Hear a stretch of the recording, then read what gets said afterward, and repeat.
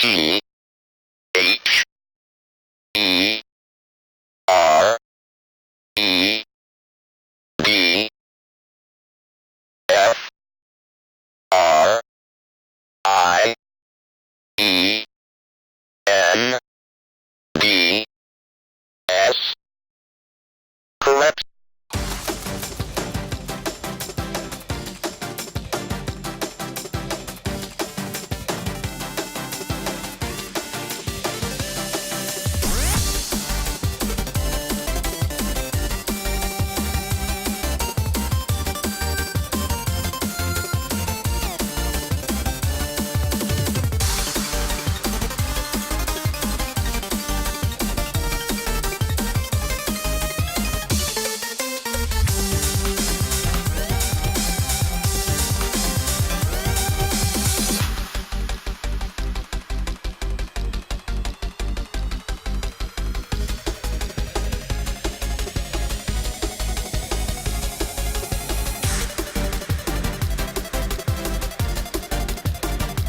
Gathered friends, listen again to our legend of the Island of Hope, the Island of Doom. This is 2006. That was the most straightforward intro we've had since episode 1. You didn't even make a joke out of it. I'm very disappointed in you. Okay, so here's the thing. I did make a joke yesterday, but I completely forgot it. So that's what you're getting, okay? Yeah, that is the joke. God damn it. Liam was actually the one that ruined the intro to episode 1, because I listened to episode 1, and while Curtis was trying to introduce the show, you screamed penis. I mean, yeah. Josie, wasn't that the best introduction to the show. Nope, that was Liam. Everyone comes onto the show to watch for the first episode. Gee, I wonder what this Bionicle podcast is going to be about. Penis! It sets the tone. It does set the It tone. really does, doesn't it? It really does. Especially given Josie's usual antics. Oh, we're all a wacky cast of characters, and today we've got a new one. Welcome, Ganto. You're cool. Yeah, I was going to say some wackier than others. So, Ganto, what justifies your existence? Well, nothing really. Ganto works in the taco mines. I do not. I quit my job. I move tomorrow. Ganto does not work in the taco mines. Ganto is moving to space. I used to be a comic maker on late BZ Power. And now are we talking first era BZ Power or post Great Cataclysm BZ Power? Late BZ Power, around 2012. So after the Great Cataclysm. After the Great Cataclysm, yeah. I continued doing stupid-ass comics for several years, had a hiatus, came back, immediately abandoned my comics for a fan fiction, and I also am on the Beavercast. And then you've been making gay Bionicle smut ever since. It's not smut, you little bitch. It's actually really Fight sweet me, and cunt. endearing. I keep telling you it's actually very good, but you won't listen. I read a bit of it. He read some. It's not the greatest because my writing skills are subpar, but no, it's great. Okay.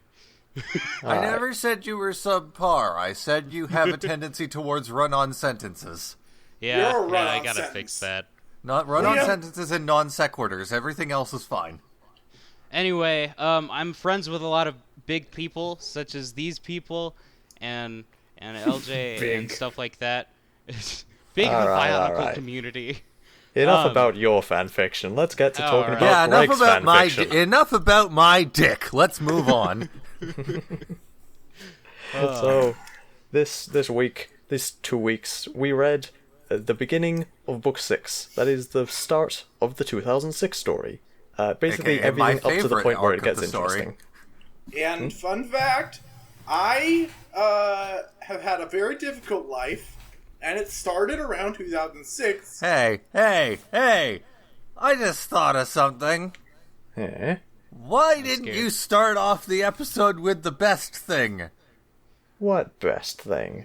You know exactly what thing. Yo, Piraka. Piraka! The gang is on the loose. Nothing you can do. Trigger, Tracer, bullet coming through. Add the snake that makes Piraka crew. Now there's the actual intro of the episode. Now we can move on. I've started falling in love with these mashups of Yes. of the Piraka rap with various songs such as Gangplank Kaylee. So are we getting Levi's live reaction to this thing like you said we were going to? Because Levi doesn't know what we're on about. No, I don't. Okay, Levi, that video I just posted in the chat, give it a listen. And prepare to have your mind obliterated. Okay. Let's And you have to watch all of it. You can't just stop in the watching it middle and now. be like, I love the really shitty slowdown effect they give to Shut the fuck up, Axonn. shut It's the like fuck they up. just changed the frame rate. He's listening to it. Shut the fuck up. Oh god, they did Shut it the for fuck Raid Up up! too. Fucking eat shit, Josie. I'm going to assume that he's actually muted us. I don't know why I'm doing this. Oh, the best part is I don't even know when he started, so I don't know how to sync this up. I'm at 36, 37, 38. What are you this?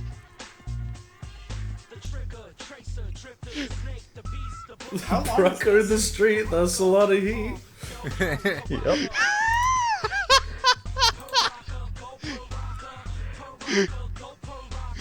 oh my gosh. I fucking love it. I used to hate it as a Why kid. the fuck are they riding bulls? Like,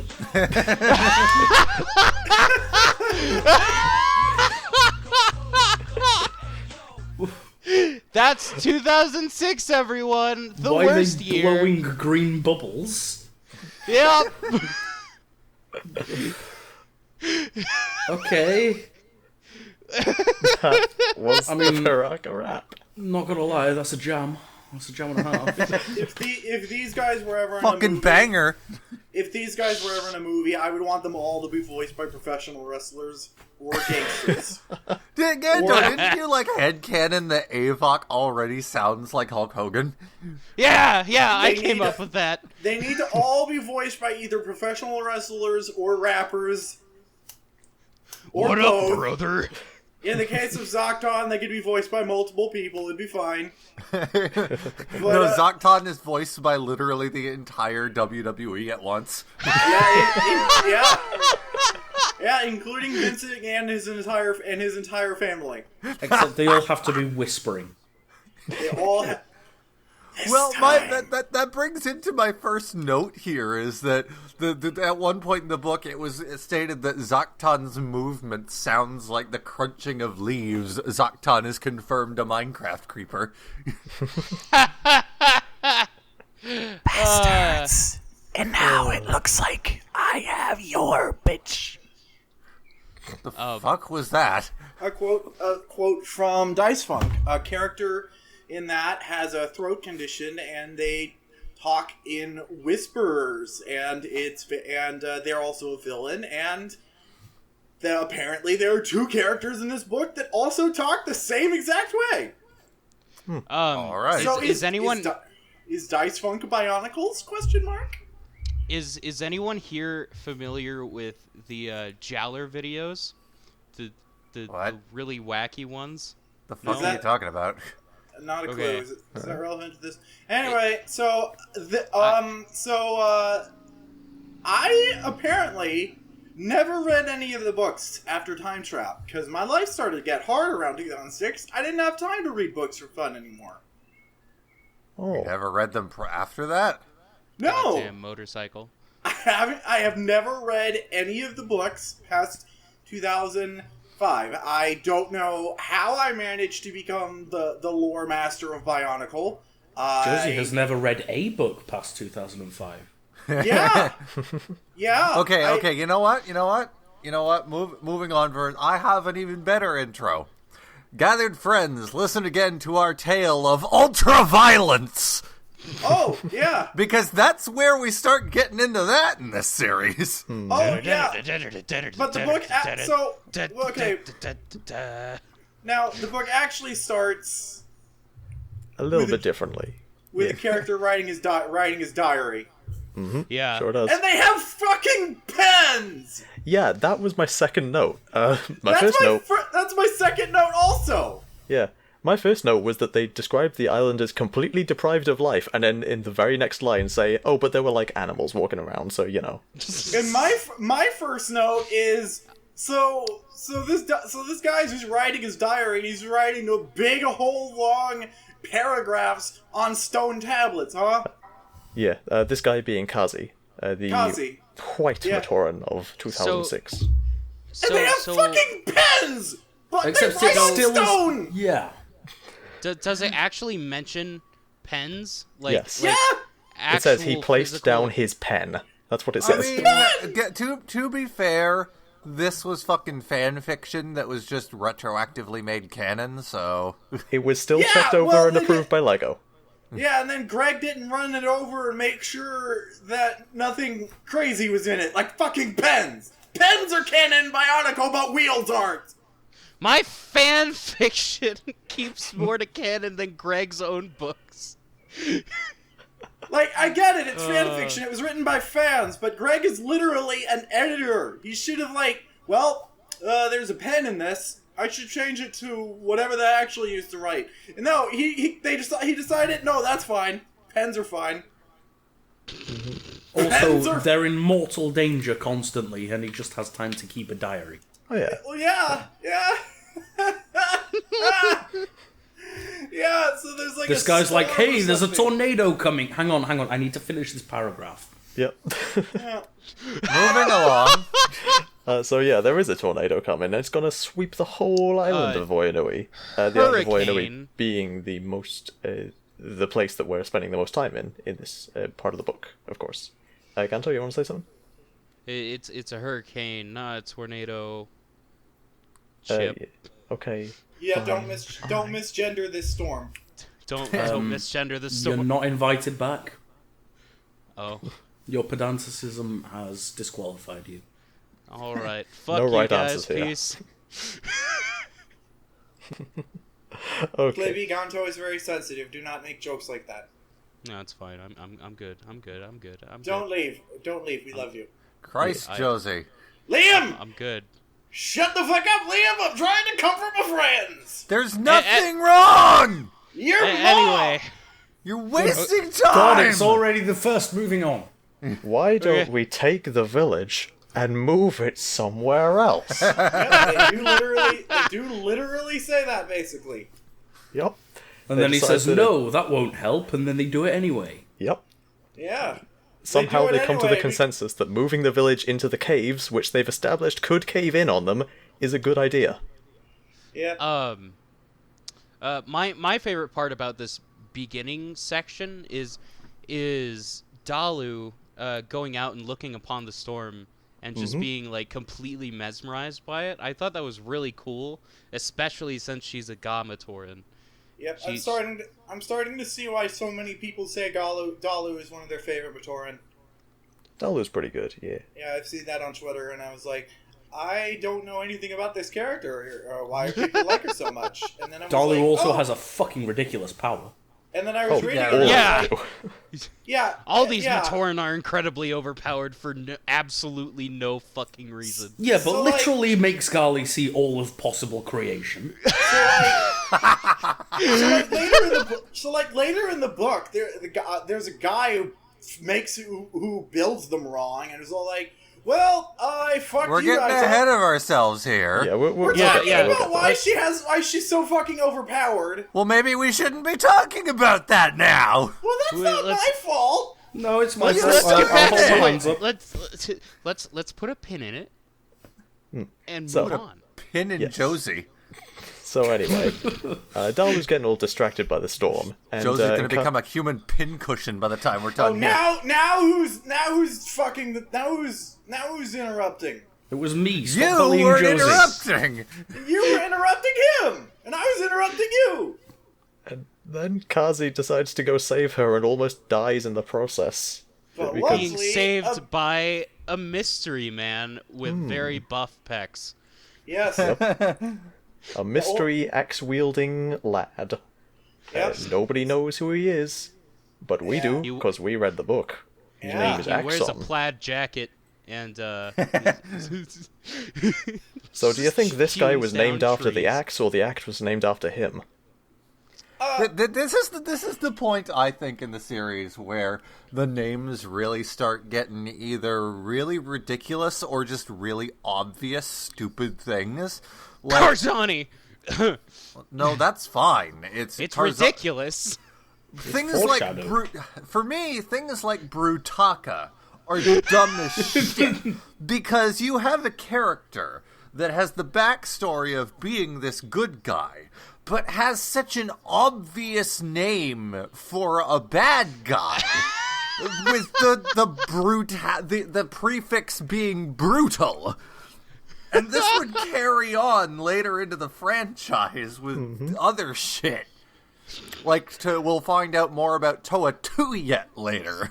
There's a Matoran in a later year named Defilak, and they aren't evil, but their name is Defilak. Okay, And but that there will is be very Voltraz. Oh, wait, okay, so that Matoran is evil, but he's corrupted to be that way. No, That he's is not. That was his name before he was evil. He's just a jerk. He was never corrupted.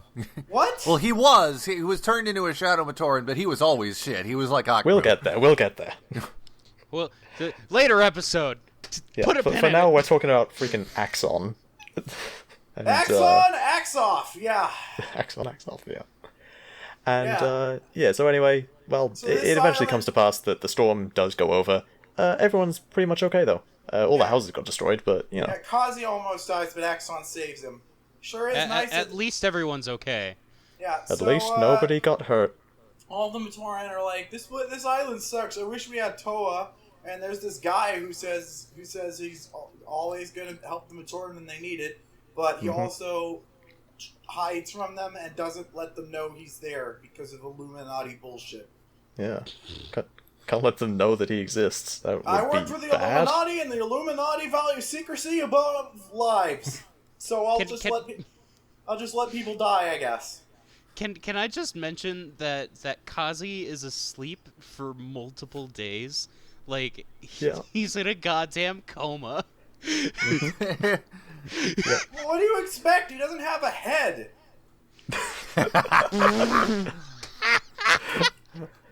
That's true. He's just got a hand. Okay, so Levi, the Matoran in this book, they're all rebuilt, all weird, and the sets of them are all unique and different. And for some reason, Kazi doesn't actually have a head. He just has his Most mask of them are pretty bad, I would say. Yeah, he just has a part that most Bionicle figures use as shoulders or limbs. None of the other Matoran, some of them have actual heads, but none of them have eyepieces. And I mentioned Kazi in the recording before when I was talking about the canonized set for TuragaNuva. Even TuragaNuva can be made better than Kazi's build using the pieces that he already has, just using the Matoran legs instead of whatever they were using for him. Yeah, and The fucking I posted chicken a legs. picture of them Kazi in doesn't- the Kazi- recording general. Kazi is the only one of these Matoran that does not have a real head. He just has his mask plugged into a fucking thing sticking out of his neck. Basically, this. Yeah. Yeah, basically. Yeah. Hurry, put that up, and then put up some Dalu porn. And then put up the one of TuragaNuva asking, "What am I?" Yep. Anyway. So Kazi wakes up, and Dalu's like, "Oh, you've been out for like 3 freaking years, dude.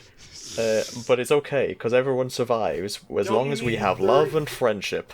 Don't you mean Love and 300 friendship." Don't you mean 100,000 years? Oh boy, we'll get to 100,000 years in a minute. 3 million years. dungeon. Sorry, go ahead. And this prologue closes off with a nice little thing about how love, friendship, and hope are just another way of saying unity, duty, and destiny. Ain't that sweet? And then everyone died.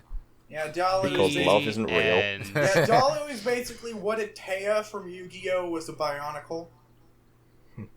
But also incredibly useful. So not like Taya at all, really. Yu-Gi-Oh! So Taya is constantly going on and on and on and on about unity and friendship and blah blah blah, fun, cute things. I know you said unity there, but it sounded kind of like you said nudity. I'm gonna look up porn now. No. Yeah. We had enough of that in the last episode, thanks. Nah, Oh fuck yeah. you. Nah, God fuck is you. dying and we are the reason for it. Moving right along to... I believe the actual book starts off in Metru Nui, right? Yes. Where Yes. God is dying, and Actually- we are the reason for it. Actually, which are actually my favorite parts of that. Like, 2006 overall is my favorite arc, but up until the Anika happen, the Metru Nui bits are actually my favorite parts. It's because hilarious. everything else is just like a really shitty slice of life with the Piraka. Yeah. Yeah, it kind of is. Gang is on It's loose. great. It's like it's like a slice of life anime, but everything is shit. Put that on a t-shirt. It's like slice of life in the Gulag.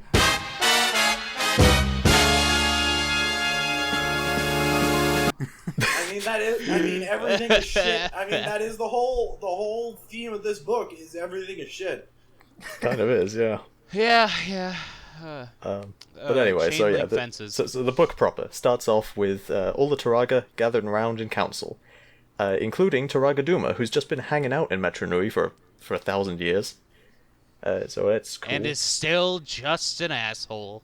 Yep. Yeah, in fact, it was possibly like, more of an asshole. TuragaNuva was like, in the movie, he was portrayed as like a big dick, and then it was assumed later on, just from all the backstory about him being so wise and everyone liking him, that, oh, he's just like, he was just a dick because it wasn't even the real Duma. No, he's just a dick anyways. Makuta got very in character. He is such an asshole that TuragaNuva even questions if it's really him or if it's just Makuta again. And the Turaga are all like, no, Anawa still has that mind control master he never uses anymore. And he looked into Duma's brain and found out, yeah, that's him. He's just an ass. I find it weird, by the way, that these two instances, one with the Nui Jaga and one with this, back in the Metru Nui arc with the Nui Jaga, these are the only two instances that I'm aware of that you'll ever see where the Komau can be used like a Soletu. No. That happened in the book, in the Metru book somewhere. I literally just said that. I wasn't paying attention. Yeah, so it's kind of weird that they have... I mean, they literally introduce a mask in this arc whose sole power is telepathy. But then at the beginning they say, oh yeah, the mask of mind control, it can also kind of do telepathy. I mean, Gali can also do telepathy as well. Oh yeah, I forgot about that. Just out of fucking nowhere. It's just an innate ability she has. The only thing I could assume is that the way the Komau touches a mind is that, like, if it was Makuta, his mind would probably be shielded or would fight back against the Komau. Whereas Duma probably can't do that. Well, apparently fusing with Makuta doesn't give you insights into his mind, so yeah, I guess. I mean, Well, TuragaNuva did say that Makuta's he had mind- some insight into his mind. TuragaNuva said he had some insight, but being fused together, you'd think he'd know all the things. His mind's just such a fucking maze. Anyway, that's in a way later chapter. Let's... Yeah. Yeah.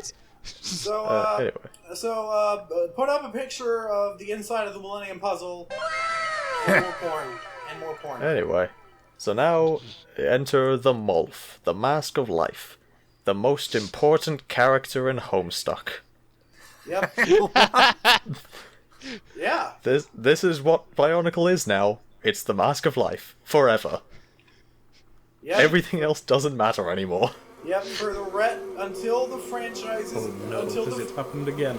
until the franchise ends, it's the mask of life for days. Yep. Was my internet cut out? Oh, no. We can hear you. I warned you about the mask. Hello, bro. Levi. No, we can't lose Chip! you.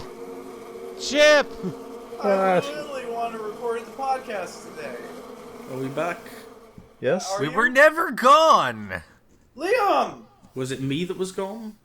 Yeah, well, we No, can still we're hear gone. you, but... You were Okay. here the whole time. Okay. And Liam, the world doesn't revolve around you. Stop it. The fuck are you talking about? I'm Ganto. I'm a cat. I enjoy I'm annoyed. I So enjoy yeah. it. So yeah, there's a Mask of Life, and it's the rest of the franchise forever now.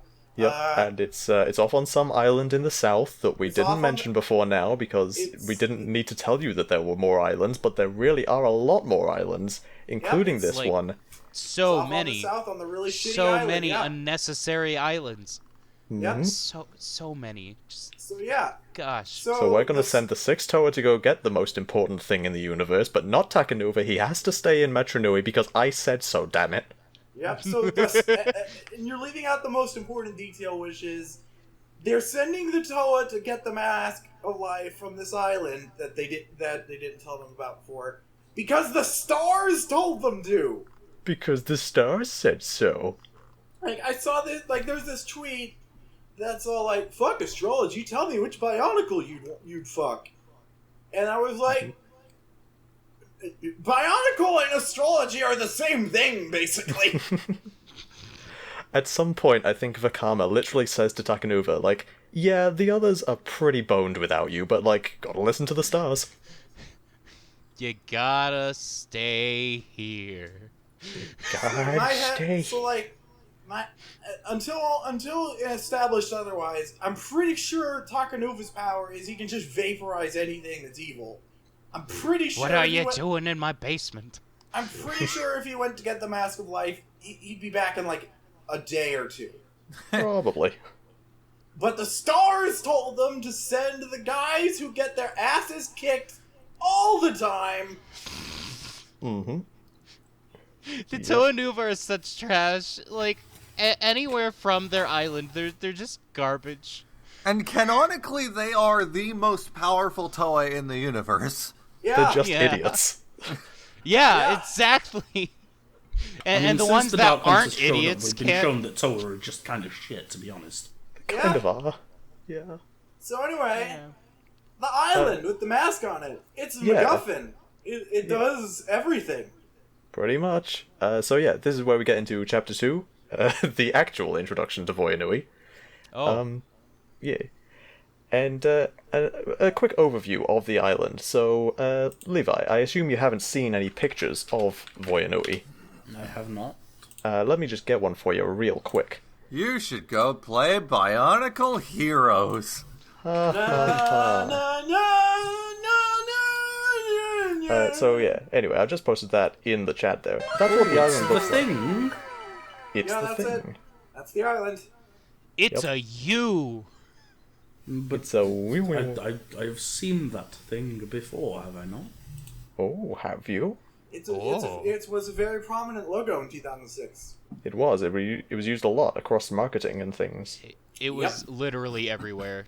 It's Yep. probably from the deep recesses of your mind. Probably when you watched the Piraka rap earlier, it was in there. Oh, true. Yeah, true. I'm true. pretty sure I've seen this, like, related to one of the movies or something. No, it wouldn't have been any of the movies. Yeah, No. for some reason they didn't make any more movies until 2009.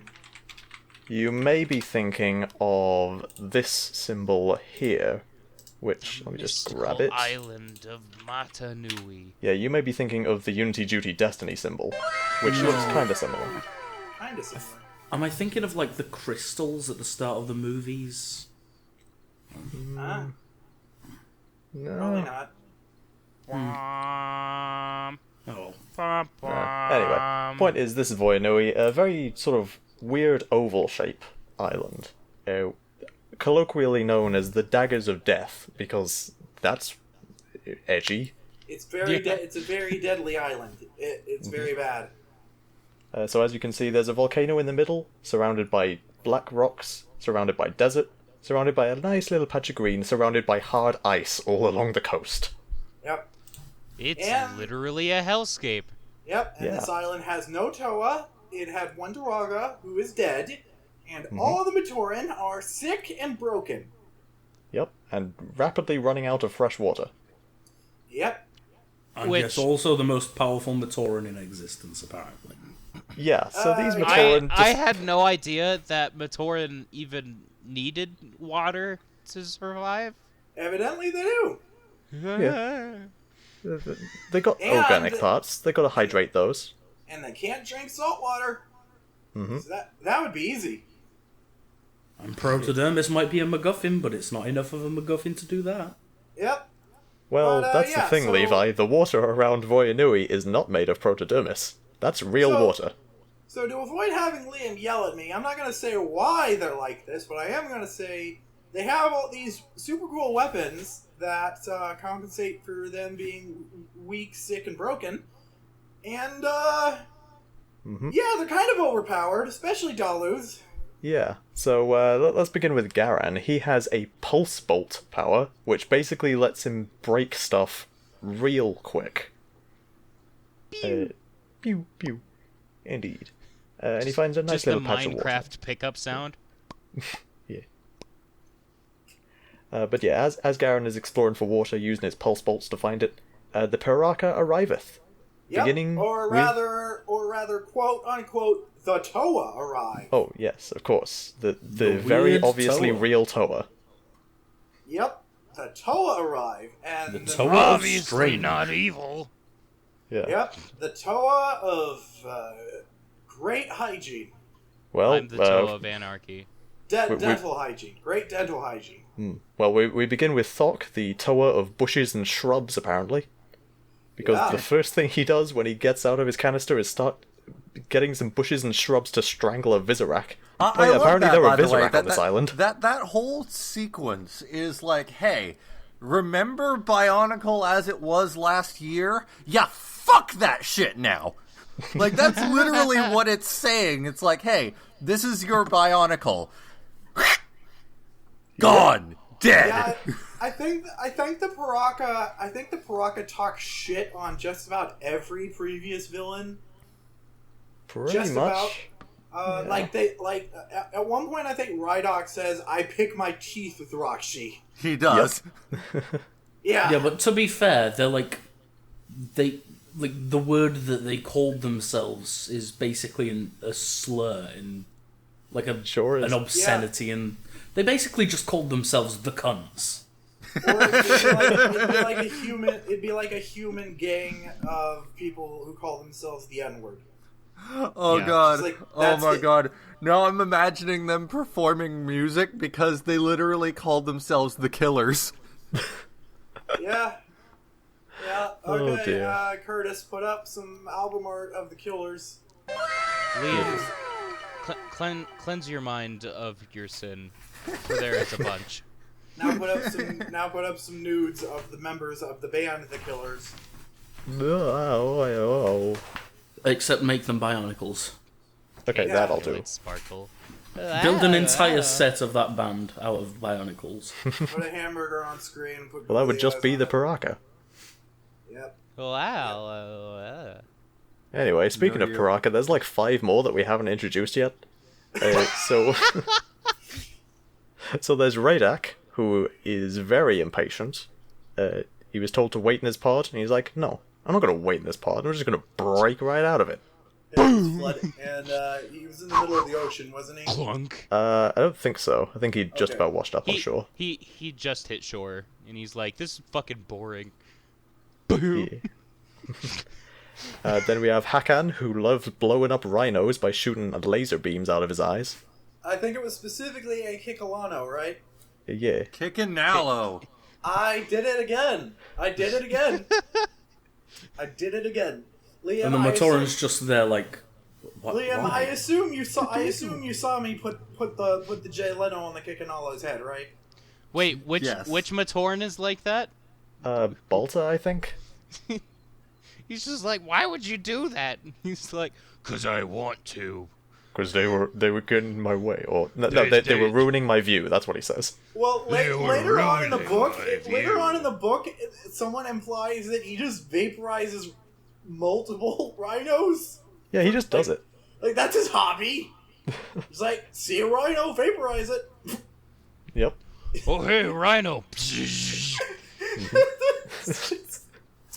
I petition this episode be called Laser Rhino Explosion, the album.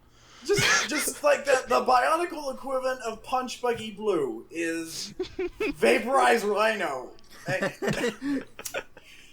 It's like you're on the freeway, you see a rhino, you blow it the fuck up.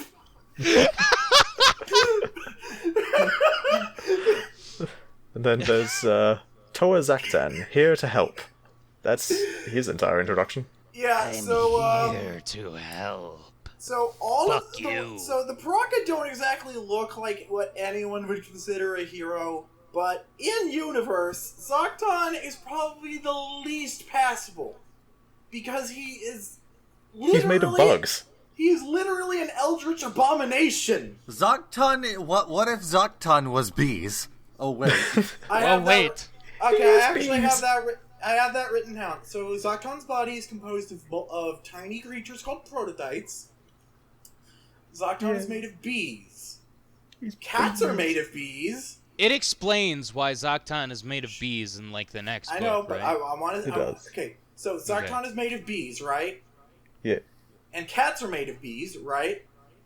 When was this established? Zaktan is cat? So the Zaktan is cat? Ah, The epiphany. rumor come out. Is Zaktan a cat? Yes. Yeah. Does Josie is dumb? Does Josie is Zaktan? Does Josie is bees? I can't remember any Zaktan quotes to get the microphone all up on. Does podcast is finished today? Does podcast is shortened Never. by wacky antics? Anyway, let's continue. Yeah. So anyway, then there's Avak, the intellectual, but not really. He's still pretty dumb, but he likes to He's build Hulk stuff. Hogan. He's such an intellectual that he does the head tapping meme. He literally does. When He no one actually else does. is there. Yeah, he just does it to himself. So we're at the part where he's building the launchers, then, right? No. This is still his introduction. Okay. He's I'll just know like, him haha, everyone else is dumb, but I am smart. Taps his head. Lol is smart me. Haha. Yeah. Yep. And then lastly, Vezok. Or Vezok? I'm not sure. Vizok. Can we talk about Thok? Yeah, Thok was Yeah, the we first did. one. Yeah, Thok. By the way, Curtis, you made a typo with your mouth there. He didn't bring to life shrubs. He brought to life scrubs. Oh, I see. Scrubs and shrubs. Fine. I brought that up with TuragaNuva, and he said, no, a scrub is a plant, so that's right. That is not a me typo, that is a Greg obscure words. Okay. Lol, scrub. Fine. Scrub. Scrub, Get scrub all the wrecked. floors in Hyrule. Scrub all the floors. Scrub all the floors in my house. Anyway, yes. so Thok brings plants to life, moving Vezok. on. Vezok. Vezok, like, breaks people, but he does it really calmly. He's a calm psycho guy. That's his deal. Apparently, That's his niche. apparently his canister was welded shut before he got to the island. Oh yeah, Because and he someone suspects wanted one to of the kill others him. of sabotaging him. And he immediately assumes it's Hakon. And from this point onward, it becomes apparent that these people are a team of convenience rather than a team of team. They all hate each other and try to kill each other constantly. They just kind of stick together because they're all the same species, I guess. No, they really just No. stick together because they're afraid of bees. Yeah, they're very afraid. They're very afraid of Zaktan. Yeah. And Yeah, Zaktan is bees. They all try to kill each other constantly, but they only go after Zaktan when it seems like they can get away with it. It Like, kind of feels like a bunch of 11-year-old boys, which is Only what one of this was them's- marketed to. Only one of them is made of bees. No, we've all got a friend like that, you know. Yeah, we've all got a friend made of bees. Liam! Yeah. Fuck. Ouch. Sorry. My throat today. Okay. So anyway, So- after the introduction of the Piraka, we go smash cut straight to Metru Nui, where the Toa are being like, hey, how are we even gonna get to this island in the south? Take a boat? Take a walk? Take a swim? And TuragaNuva's like, no, you freaking idiots, we got No, you canisters for that. dumbass. We literally have this specifically made. Yeah. How do you think you got to the island of Metru Nui in the first place? Canisters, And then they're like, dingus. wait a minute, but if there are other canisters like this, then how did we fall from the what? Like Anua brings this up. He's like, Yeah. this doesn't make any sense. And then Duma Duma's is- like, of course it makes sense. You got shot Fucking- into the sky and you fell back down. Duma is just so matter of fact about this. Like, of course you were shot into the sky. It's obvious. Yeah. You Dumbass. How can you possibly not know about these metal boxes that we put people in and shoot them into the sky? Isn't this like common knowledge? Like, come on. It's common knowledge to Duma and nobody else. No one else knows what the fuck is going on. But Not even still, the Turaga, Duma seemingly. just shits on everyone that doesn't know as much as him. I love Duma is like the grumpiest, grumpy old man, and I love it. Oh He's dear. just I mean, like, he has "Oh, been you living in crazy the city. kids, get off my protothermos lawn! He's been living in this city for 1,000 years, with the only company being of Kitongu and the Rahaga. Like, Yeah. that's gonna drive a guy grumpy. Where are the Thinking Rahaga of- right yeah, I was now? gonna say, where are the Rahaga in all of these councils? They left. They're hiding from the Matoran. Where did they go? I don't know. They're hiding from the Matoran. Kitongu and the Rahaga left and just, I don't know, went somewhere. So, they're The okay. key to Nangu? Yeah, Sorry. Kitongu went back to his homeland of Nangu so he could key it. Presumably they went off to go chase down some rogue Vizorak or something. I don't know. Yeah. That's a dumb explanation. Well, Liam's dumb. Okay. How And far? Liam is Duma. So, how far does one have to twist their head in order to look themselves in the eye? What? We're not What? there yet. One of the Piraka threatened them. Oh, we're not there yet. Okay. No. I don't know when exactly that is, but I mean, you know. Whatever. That sounds oddly philosophical. I only wrote page numbers for typos. Oh, okay. And one not typo. Okay, well, regardless anyway. So yeah, we're gonna shoot you to Voya Nui. That's what we're gonna do in these 6 pods. Good job we had some spares lying around, otherwise we'd have to build new ones, and I don't know how to do that because I'm old. I'm old, but my face lets me fix things. Quite. Yeah. So, anyway, smash cut back to Voya Nui, because this happens a lot. So, Avak is building stuff. He's building launchers. And Bolter is real curious. He's like, hey, what you doing? Is What that you doing? the only color that piece comes in? That is it's the greatest line of dialogue ever. I am so happy and just baffled that this line. How did those two pieces join together? Is that the only color that piece comes in? I think it would look better in a different shade of gray. Holy shit! Holy shit! That is a real sequence of dialogue in a book on Bionicle. Oh my god! That sounds exactly like people playing with Lego. Holy shit! And then Avak's just like, shut up, you little fucker. He literally says Matoran should be seen, not heard. Shut the fuck up! This is the only Unseen shade is of gray. debatable. This Yeah. is the only shade of gray it comes in because the oil crisis hit. Now I can't afford to make reddish gray anymore. Fuck off! I think you'll find it's ocean grey. So Avak puts Bolta in a timeout cage. So around a muted timeout cage, which is pretty cool. So explaining to Levi my crazy. So after 2004, Bionicle Lego started using a different shades of gray because they were cheaper. Explaining to you my crazy, it was a Red Dwarf reference. Quite. Balta is kind of a red dwarf if you think about it. He is, I guess. But anyway, so Avak puts Bolta in a timeout cage. So this is where we get introduced to Avak's weird kooky power, because all the Piraka have a weird kooky power. And Avak's weird kooky power is that he can make cages out of anything. Why? No, he can make cages for anything out of nothing. It's such a wacky like Thok bringing trees to life is one thing, but just making specifically cages?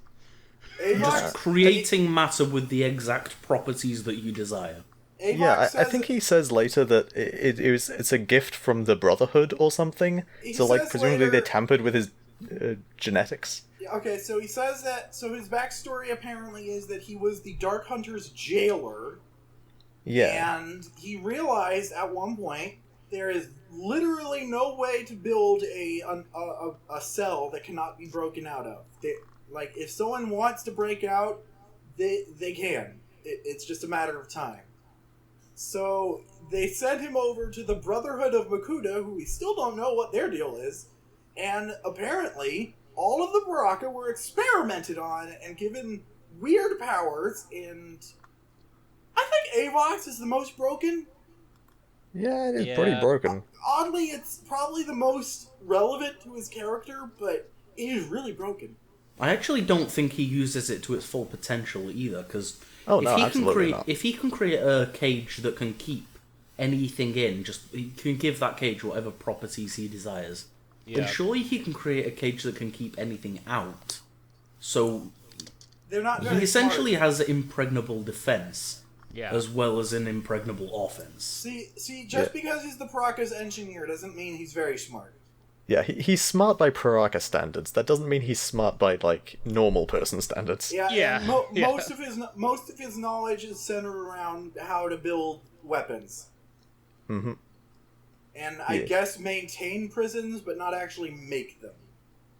So, if he was knowledgeable of how to make prisons, then the prisons that he makes with his mind could probably be much more powerful. But no, he's gonna be all like, "Oh, look at me! I can make a thing." I really do think that the Piraka are they're really the dumbest enemies, in the entire series. Like, on an intellectual level, they are as bad, if not worse than, the original Toa. Yeah, I find it hysterical that they are so dumb, but also so strong. Yeah, that is a funny dynamic, especially since, like, okay, so they come out of these canisters, and they're instantly talking to the Matoran like, "Hey, I'm a Toa. Fuck you." It's like they're the worst liars in history. I don't understand how anyone believed them. Most of the Matoran don't actually. They're just like, okay, we're just gonna go along with it because we don't really know what we can do about this. We're just gonna go with it. Even the tree that melted itself at least had a goal. Yeah, the Piraka's goal is to find the thing, but there's literally they're having a conversation and they were like, "Hey, what do we do once we found the Mask of Life?" And they were all like, "We don't know. Those books haven't been written yet. Sell more toys." Yeah, pretty much. At the moment, the motivation is just Zaktan wants it, and we're too afraid to say anything against him. And Zaktan doesn't even know why he wants it.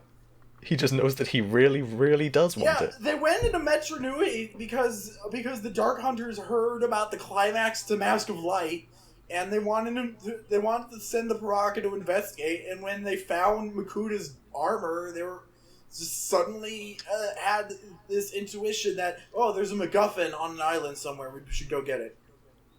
And they don't know why. They were literally told where to go by the plot. Yeah, it's hilarious. Like, like, I swear to God, these people, these 6 characters are so inept that if the plot hadn't motivated them to fight with the Toa, they'd probably have nothing. Like, they're only in this story because it's funny, and I love it. And I love it. Yeah. So anyway, speaking about people not really believing that these guys are Toa, one of the Matoran questions Thok about it. They're like, hey, I've never seen a Toa like you. Being all mean and stuff. And Thok's like, you know what being a Toa means? It means proving that I'm right and not listening to anybody else. Which, you know what? Maybe he brings up a good point there, because the Toa, they are kind of moral crusaders. They just sort of do things that they think is right, without really ever questioning it. Yeah. I wonder if that will ever be explored in the books. Nah. So what kind of mask are you wearing? I'm not wearing a mask, but all Toa wear masks. Why would I want to cover up this beautiful face? Yeah. I mean, their big teeth are... toothy grin. Their teeth are fantastic. They got some great dental hygiene there. Oh, yeah. I don't know, they glow in the dark.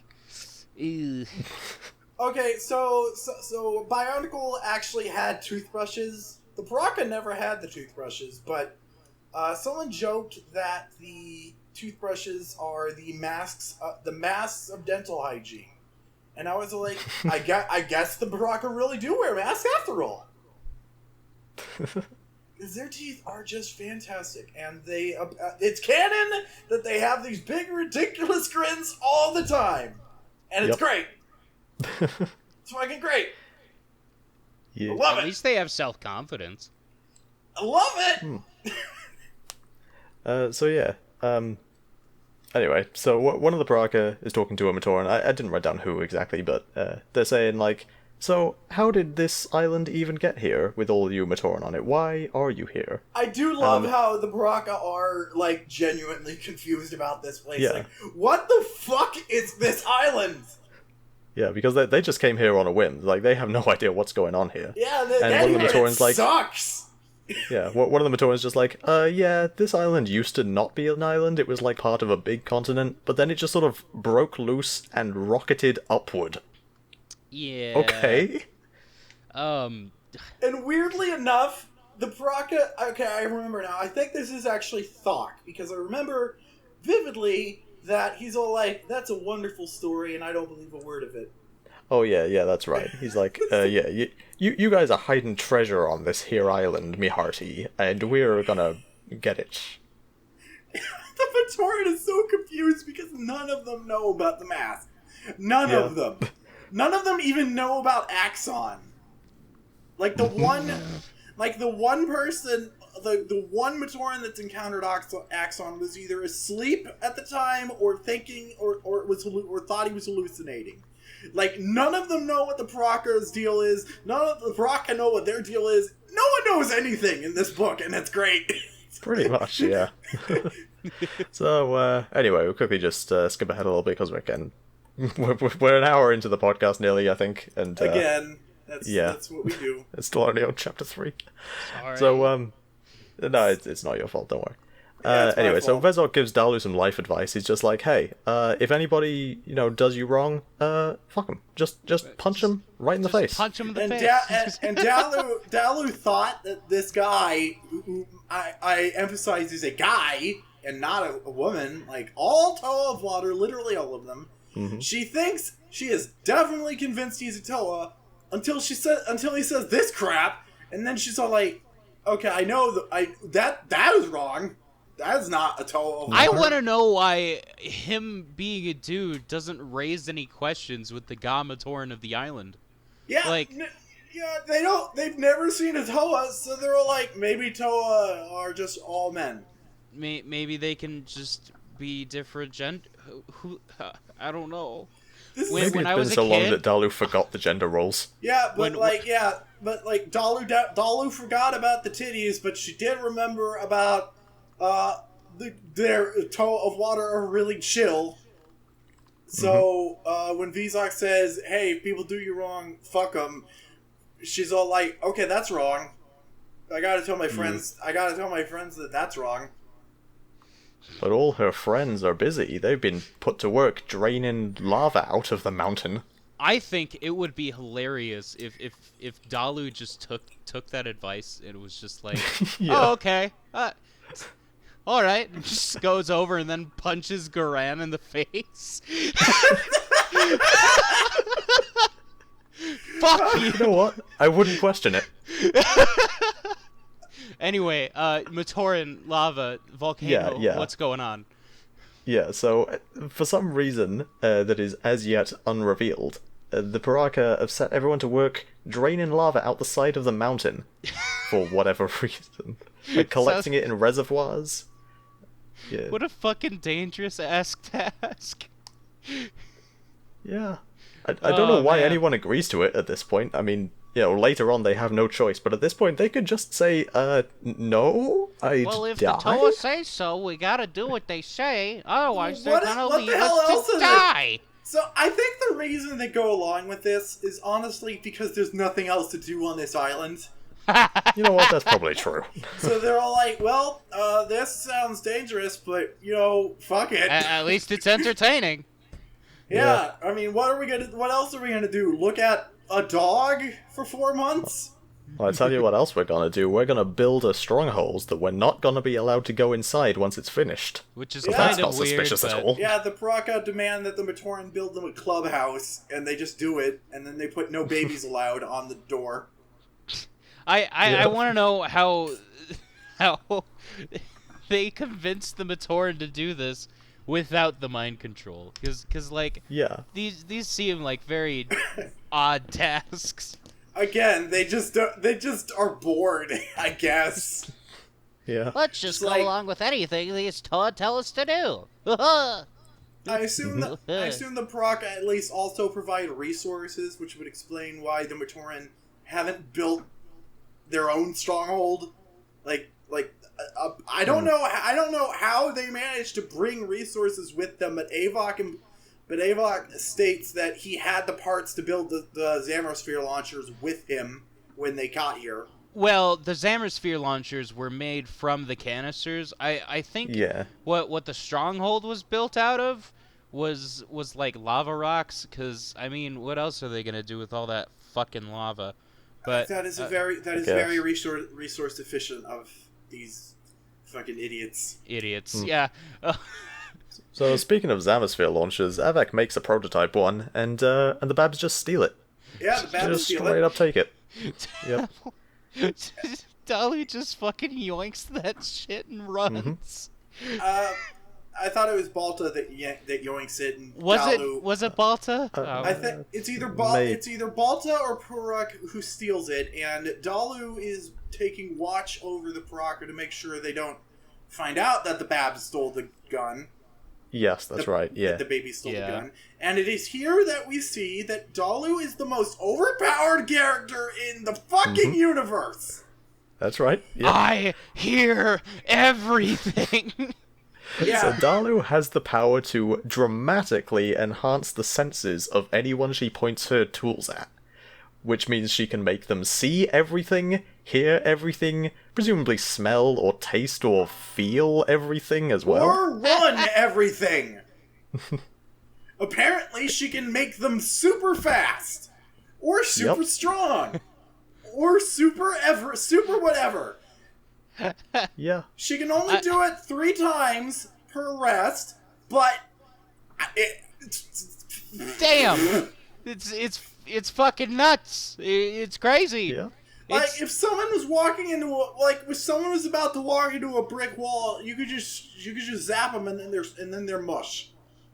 They're pretty literally much. just smashed. Anyway, She tries doing that to Avak, but Avak is too strong.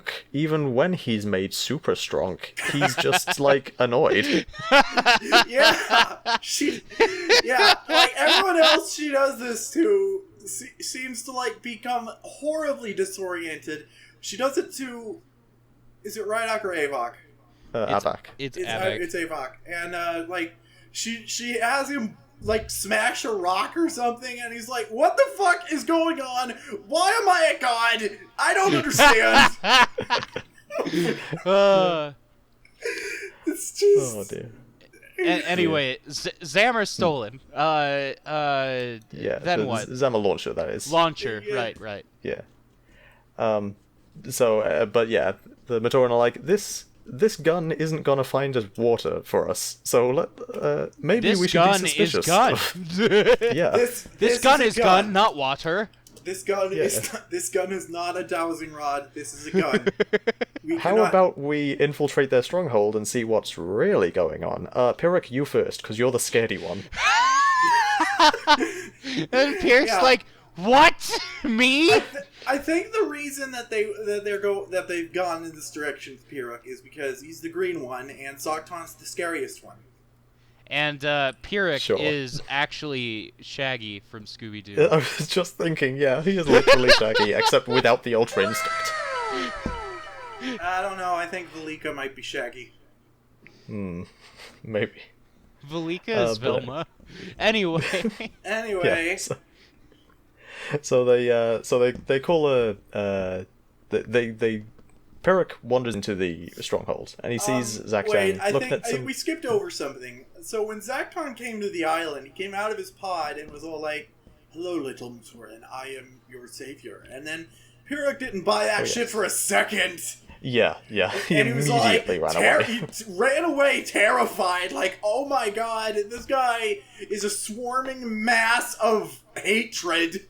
I don't like it."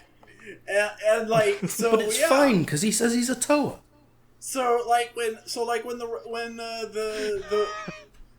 the other Matoran tell Piraka specifically to break into the Piraka stronghold they're not allowed in, he's like, he would piss his pants if Bionicles that piss.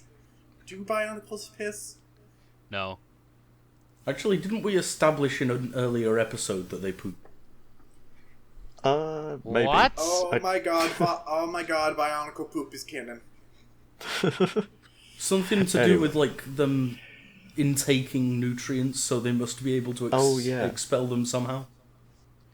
Well, yeah, actually that's the thing, because most of the time they just absorb nutrients directly from food without, like, eating it, so they just have pure energy out of that, so they wouldn't need to expel any waste. That way, they're just exerting themselves and running out of energy that way.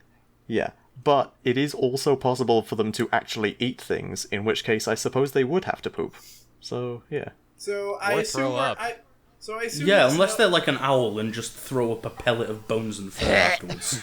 I assume these notes here that I have are for this meeting that we're talking about now with the Matoran. Velika is Greg Farshti's favorite Matoran, for reasons we'll find out much later in the canon. But for now, I was surprised because I feel like I might have known this at some point and forgotten, but he only speaks in riddles and non sequiturs. So it's Josie. Basically, Yeah. I am Velika. No, because he usually has a point. Yeah. I'm not Velika. I'm more like Dalu. Yeah, Dalu's kind of spacey, and I can see.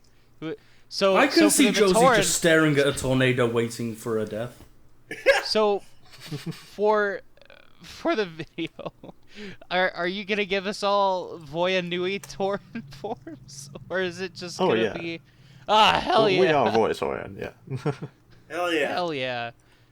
So Nice. I have two more notes here that took place before this. They're really minor notes.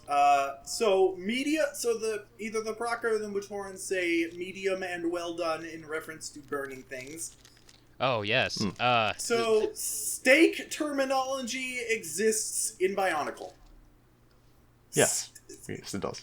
So which Bionicle is Hank Hill? God damn it! I imagine that at this point they've just killed so many Toa, they've experimented with eating a few. Ganto, say God damn it, Balta. God damn it, Balta!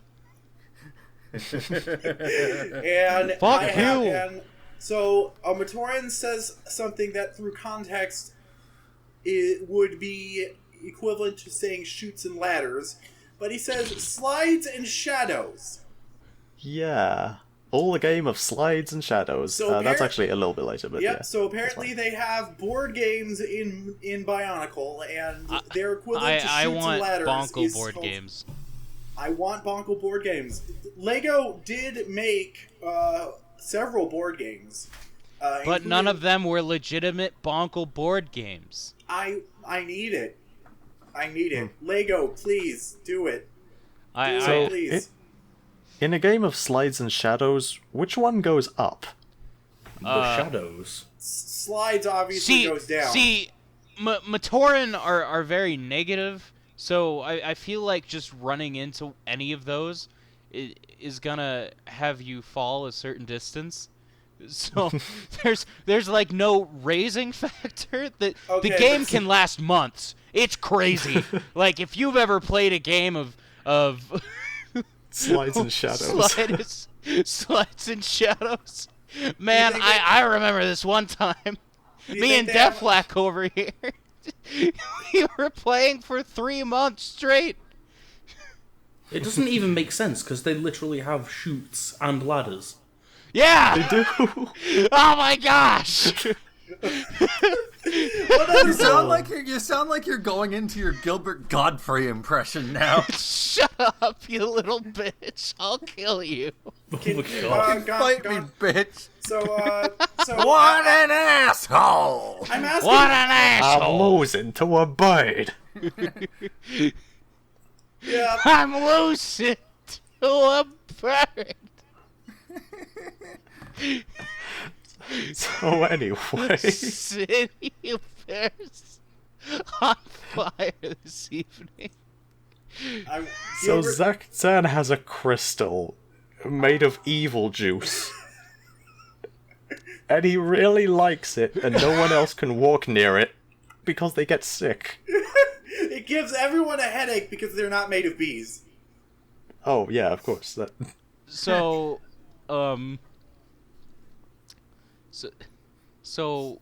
Yes. I forgot. Continue.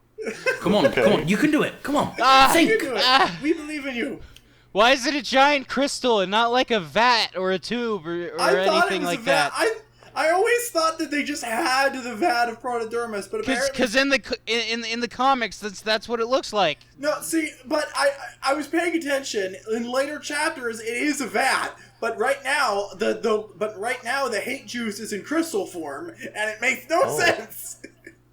What the hell? Well, that's a It's like they typo. have to break. It's like they have to drain this crystal, and then it's a vat. I swear, the editors for these books, like they have no idea what Bionicle lore is, so they just look over it, and they're like, well, all makes sense to me. Greg, why is the hate juice stored in a giant marble before it's and then they have to drain the marble before they can pour the hate juice into a vat? So, anyway, Avak looks like he's gonna do some bad stuff, and Zaktan's like, screw you, and almost kills him. But then he's like, don't worry, I'm gonna show you mercy by not killing you. And Avak's like, you can take your mercy and shove it. Like, he almost literally says that. So, I love this book. Anyway, so let's see. These next few notes I wrote down on real paper, so I'm gonna have to flick through and find them. There we go. Where's it at? Real paper, something that doesn't exist in Bionicle. I didn't Imagine even having think paper. anyone uses real paper anymore. Oh, jeez, where's my notes gone? Okay, here we go. Evidently, the people that keep sending me paperwork in the mail are still using paper for some reason. Okay, Chapter 6, Lava Farming, the Lava Colossus, and the Piraka Rescue. Okay, here we go. So, so some Matoran are doing that lava draining thing that they've been told to do for the past few weeks, and suddenly there's a freaking monster coming out the volcano. It's made of lava and rocks and stuff. And they're like, oh crap, we're gonna die. What the hell is this nonsense?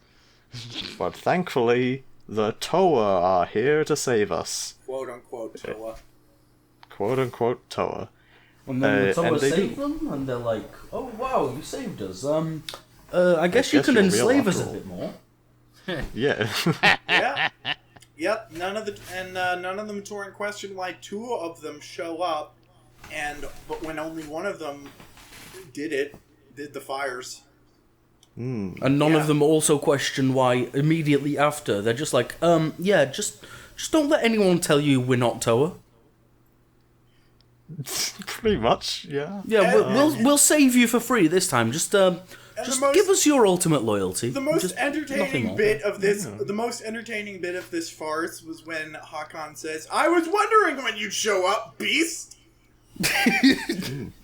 So in the fiction that they're just kind of writing as they go, they've established that they came to Voya Nui to fight a big spooky lava man that would just show up one day. Yep. And then like they just decided to excavate the volcano to annoy it until it appeared. Yeah. Yeah. So, but yeah, that was all bullshit. Because, as it turns out, Hakan does have elemental control over fire, but only when... So the Piraka all have elemental control over whatever their color is, like the Toa. But only when they work together. Yeah. There needs to be so they're literally more unity than the Toa. Yeah. They would be super efficient if they didn't hate each other. But they do. So that's why they don't actually do a whole lot of elemental shit in this book. Except for Hakan, who ironically can shoot fire, but So no, okay. So Hakan's shooting fire, I believe, is to do with his weapon, is like a lava launcher or something. So that's not him; it's his weapon. Yeah, it's weird. Yeah. Anyway, he expresses. He's the only one of the Piraka to express that. I really wish I could control the elements without having to work together with my fucking asshole friends. He's like, imagine what I could do with the power of pure flame. And then the other one's just like, I don't like it. Ironically, we do later find out that the Mask of Life could have given him that power, but he's too stupid to have ever done that. Okay. Just too stupid. Yeah. So anyway, so now we get to the freaking massacre of the Matoran. So yeah, this is where we get into the real ultra-violence, where again everyone dies. Cue the doom music. Show of hands, who's here has seen has watched Walking Dead at least up to the point where Negan shows up? I have. Nope. Okay, so Negan is this guy. He has a baseball bat covered in barbed wire, and he beats people to death with it with a big old smile on his face. And I just imagine that the Proc could just walk into this village with all these Matoran gathered around to hear what they have to say, and then just start shooting them with hate bubbles, with big old grins on their face, just like a whole gang of Negans just shooting, murdering Batman over and over again. Mm-hmm. I mean, just literally just replace launcher with gun and energy spheres with bullet, and this becomes horrifying. This is like, it's literally a mass shooting. Yeah. Yep. Yeah. It's literally just, let's gather all the babs in this one place and shoot all of them. Thanks, single Greg. one. Except instead of dying, they're enslaved. Which is worse. It's Quite pretty possibly. worse. Yep. The only 6 Matoran that survive without having their brains taken is the 6 Matoran that were made into sets. Just them. Yeah. Everyone else is a zombie. Well, they do have a justification. It's like those 6 were still hanging out, figuring out what's up with these launchers and stuff. Yeah, because they stole the prototype one. These 6 were the most suspicious of the Piraka, so they weren't in the village at the time when all of their friends were killed. Yeah. Well, not killed, mind raped. Yeah. So they, let's see what happens here. Then they basically they follow Desalk. That's the one other named Matoran in all of this. They follow him back to where the Piraka are hiding out. Near the lava farms. Yeah. And then they overhear the Piraka having a little conversation about how they used to be Dark Hunters, but then they didn't. and then they found out about the Mask of Life, and then they were there. And then suddenly the real Toa arrive. So now the Toa Nuva are here to, you know, they're just here to find the Mask of Life. They don't know any of this other stuff that's going on right now. And then the Piraka are all like, hey, you guys are fancy. You want to die? Yeah. And then the Toa are like, we are the Toa Nuva, and you are the ones who will die. And I'm like, that's not a thing. Oh yeah, before that though, when the Toa first arrive, when Lewa is getting out of his canister, he remarks about how he's happy to be all in one piece this time. So this is canon confirmation that when they washed up on Metru Nui, he had dislocated limbs. Like, I think it says one of his arms and both of his legs were just not attached. Yep, that's incredibly terrifying. The famous video of Anawa waking up on the beach in pieces and putting himself together, it is still canon. All of the Toa washed up on the beach, completely dismembered, and pulled themselves back together. Can you just imagine waking up with no memories and just seeing your body parts strewn about all over the floor? One word. Ah! What? Like, I think the one... I hope those canisters probably, sedated them so that when they woke up, they'd be too groggy to think, I'm a zombo. I should be terrified. I should be screaming. Oh, look at that! There's my arm, way over there. Oh, come here, arm. Wow! Oh wow! My face is on the ground. Oh, I have a face. Oh wow! Yeah. I only have one hand. My other arm just ends in like a weird stump that I plug my weapon into. Okay. Nice, nice. Do you think any of them put themselves back together wrong before realizing which way around they were supposed to go? Well, I feel like Liwa would have done that. Pohatu put his torso on upside down. Oh my god, is that... What if that's canon? What if he's meant to be the other way up? That'd be hilarious! I'm pretty sure Lewa put his brain on inside out. Yeah, and Gally just had these extra pins and was all like, I don't know what to do with these. I guess I need thighs. Sure. Sure. Yeah. Lewa and Kopaka's shoulders were on weird. I don't like how their shoulders were, so I interpret that as upside down. Or rather, wrong at least. It's wrong. It's not right. Yeah. Okay. I like them the way they are. Anyway. You are good. I like you. Garly just grabs a couple of nearby clams for breasts. Hell yeah. No, she actually has the shoulder piece that the other Toa use as breasts. Yeah.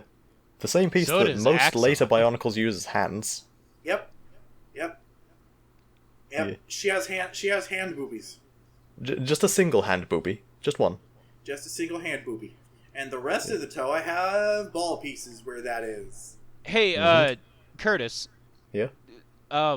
What are the Matoran doing at this time? The Jowler and friends. What's been going on with them? Yeah, those guys. They've been, they've been calling a workforce strike because none of them know what's going on. Yeah, the Turaga apparently haven't left the chamber where they sent the Toa off since they've been gone.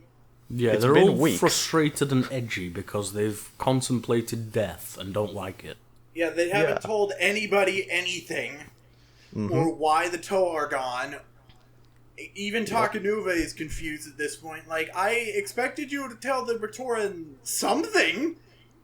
Yeah. And I love that Jowler just replays the entire scene from Pirates of the Caribbean.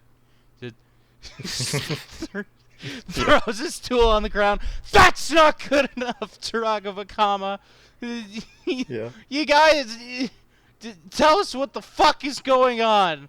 And then they're like, no. Well, that's Duma, it. I'm sorry. I'm sorry. Jowler's being a little bitch. And Duma's like, control your goddamn Matoran, you little shit. He's like, I'm sorry, Duma. I'm sorry. Jowler, shut the fuck up. Jowler, go to your room. Jowler's like, yes, I will go to my room, and I'm not coming out until you tell me what's happening. Yeah. Well, he calls a work strike, so no one in Metru Nui is rebuilding Metru Nui. I'm not entirely certain what exactly they're doing if they're not putting the island back together, but he calls a strike until the Turaga tell them what's the fuck's going on, and by the end of the book they technically still haven't, but Joller at least knows what's going on. Also, Duma's just like, how dare you tell them what's going on afterwards? Like, why didn't you just let them continue to build their city in complete uselessness for the next 3 weeks that they are allowed to live, instead of doing things that are important? Yeah, so Duma doesn't want to tell them Torin anything, but Nokama's all like, you're an idiot. I'm gonna go do it, and then she sneaks out and tells Joller, okay, here's what's going on. We're all gonna die. And that's it. We're all gonna die. Have fun. Yep. Yeah. So Joller's all like, well, time to go on a road trip with my friends. Time to climb the mountain to Deathland. Yep. That's a little ways off though. We got a quick stint with the Toa Nuva first. Oh yeah. Okay. Yeah. This hilarious sequence. Yeah. So first of all, there's an avalanche on the mountain on Voya Nui for no reason, and the Matoran use this as an opportunity to steal some more launchers, they try to anyway. But Bolter gets noticed, and he's like, right, nope, not stealing the launcher, grabbing the Zamosphere. So he just grabs one of those and runs off instead. He gets chased down by Thork and Vezok, I believe. Run! Yeah. And let's see, where are we? Oh yes, so the Toa are fighting the Piraka on the beach, specifically Raidak and Hakan, I believe. And this is where we get into some actually good fights. Hell Finally. yeah, it is. So it starts off pretty standard, throwing energy bolts and stuff. But pretty quickly it turns into a fist fight, and we actually get choreography and stuff. It's cool. I like it. I just like the character moment of Raidak is all like, I killed Toa for fun, and he snaps one of Leiwa's swords over his knee. Yeah. And then Leiwa just throws his other sword on the ground and tackles him. And You little bitch! Yes. Starts wailing at him. Yeah, not only does Leiwa tackle him and beat him up a lot, but then he throws him into Pohatu. Pohatu kicks him into the air, and then Onua slams him back down into the ground. RKO out of nowhere! Yeah. But apparently, Raidak has the ability to not die. Yeah, he just gets back up. He literally says, "Are you done?" So another thing. You done? Another parallel between Bionicle and a podcast none of you listen to. On Dice Funk, they have a character who he's a war veteran and he has the same superpower. Anything that he's hit with, he can never be hit with again, ever, and that's basically Rydok's power. They can't hit him the same way twice. Yeah, pretty much. And he just gets up stronger than ever. And I feel like if they were fighting any of the other Baraka, maybe one of these amazing things they did would have killed some of them. Mm-hmm. But they sure hit the bad luck there. Yeah, the first time they actually show some competence and teamwork, and they just get absolutely fucking slaughtered. Yeah, because they picked the strong boy. Mm-hmm. They picked the strong boy to fight. Yeah. So let's see. Thork and Vezok ain't having any of Zaktan's shit. Zaktan ain't having of Avak and Hakan's shit. Nobody really likes each other in the Piraka, in case that wasn't obvious already. They all hate each other. Okay, you have my attention. Yeah. Then let's see what happens. Bolter passes on the Zamosphere to someone else. He just throws it or something. I don't know. Oh yeah. He gives it to Garan, and Garan's like, okay, you distract them. We're gonna go meet up in our place. And Bolter's like, don't tell me where we're gonna meet up, because then, if you told me, they'd just get the information out of me. So screw it. They'll kill me instead. So that's fine, I guess. Very noble. Very noble of him, yeah. He's a good boy, I like him.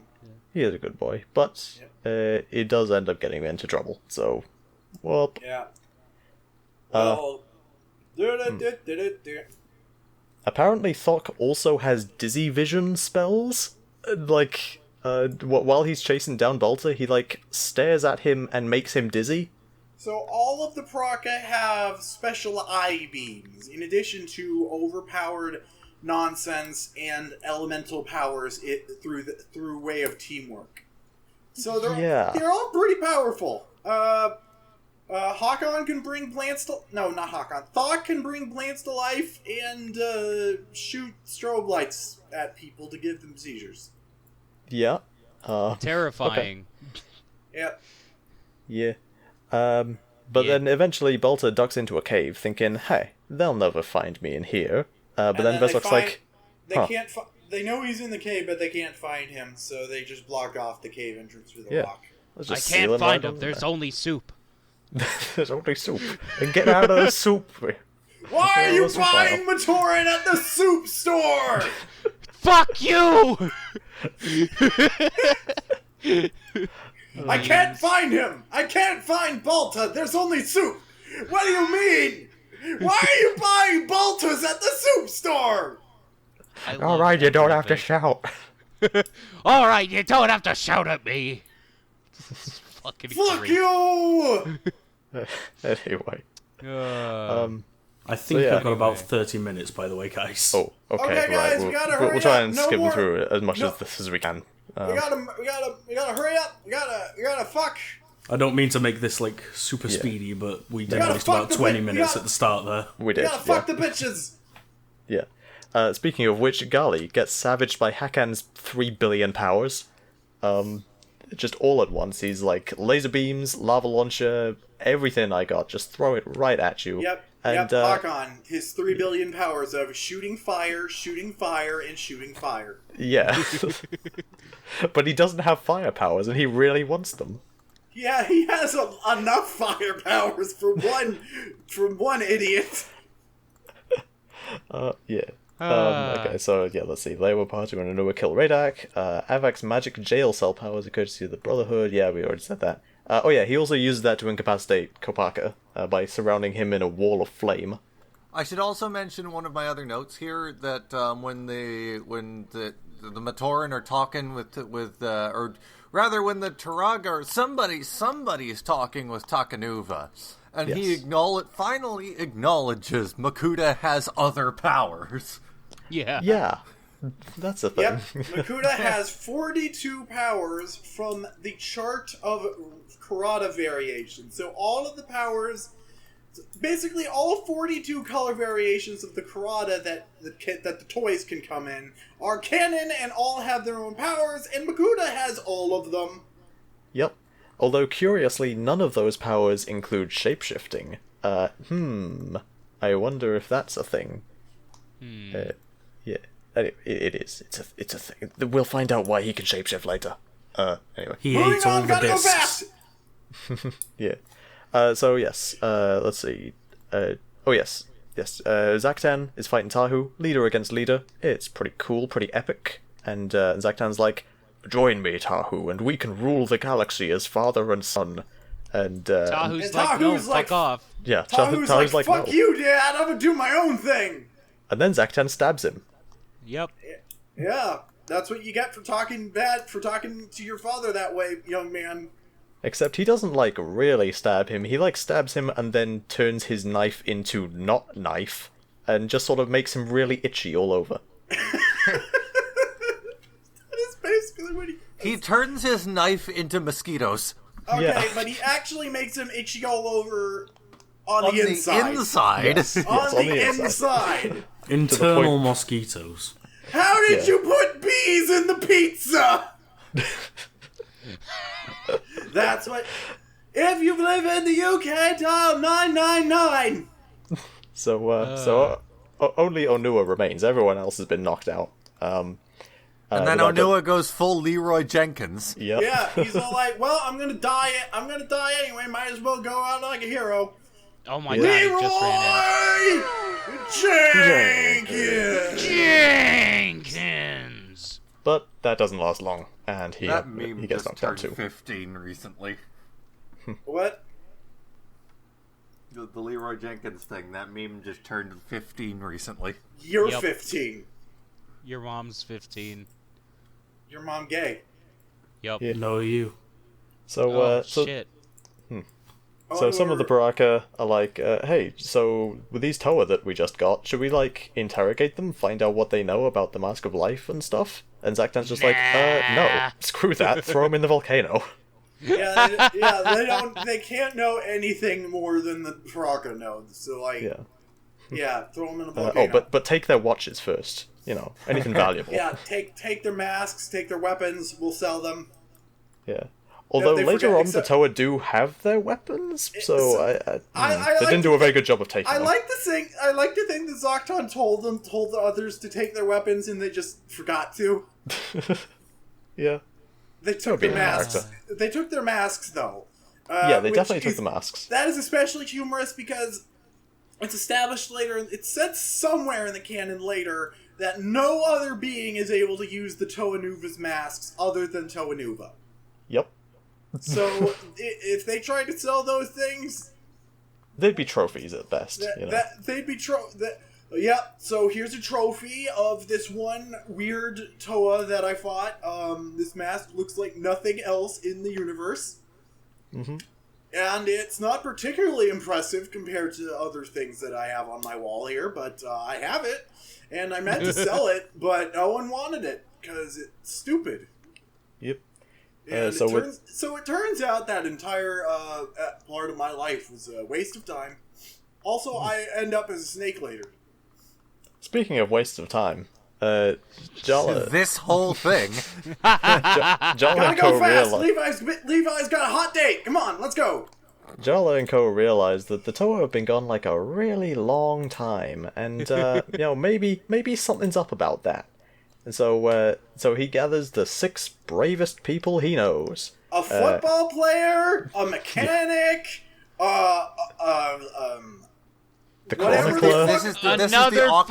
This is the awkward part of the story where they make you think that the other Matoran actually knew each other for a long ass time, even though it was never indicated once before that Jala had any friendship whatsoever with Matoro or Nuparu or anyone except Tully.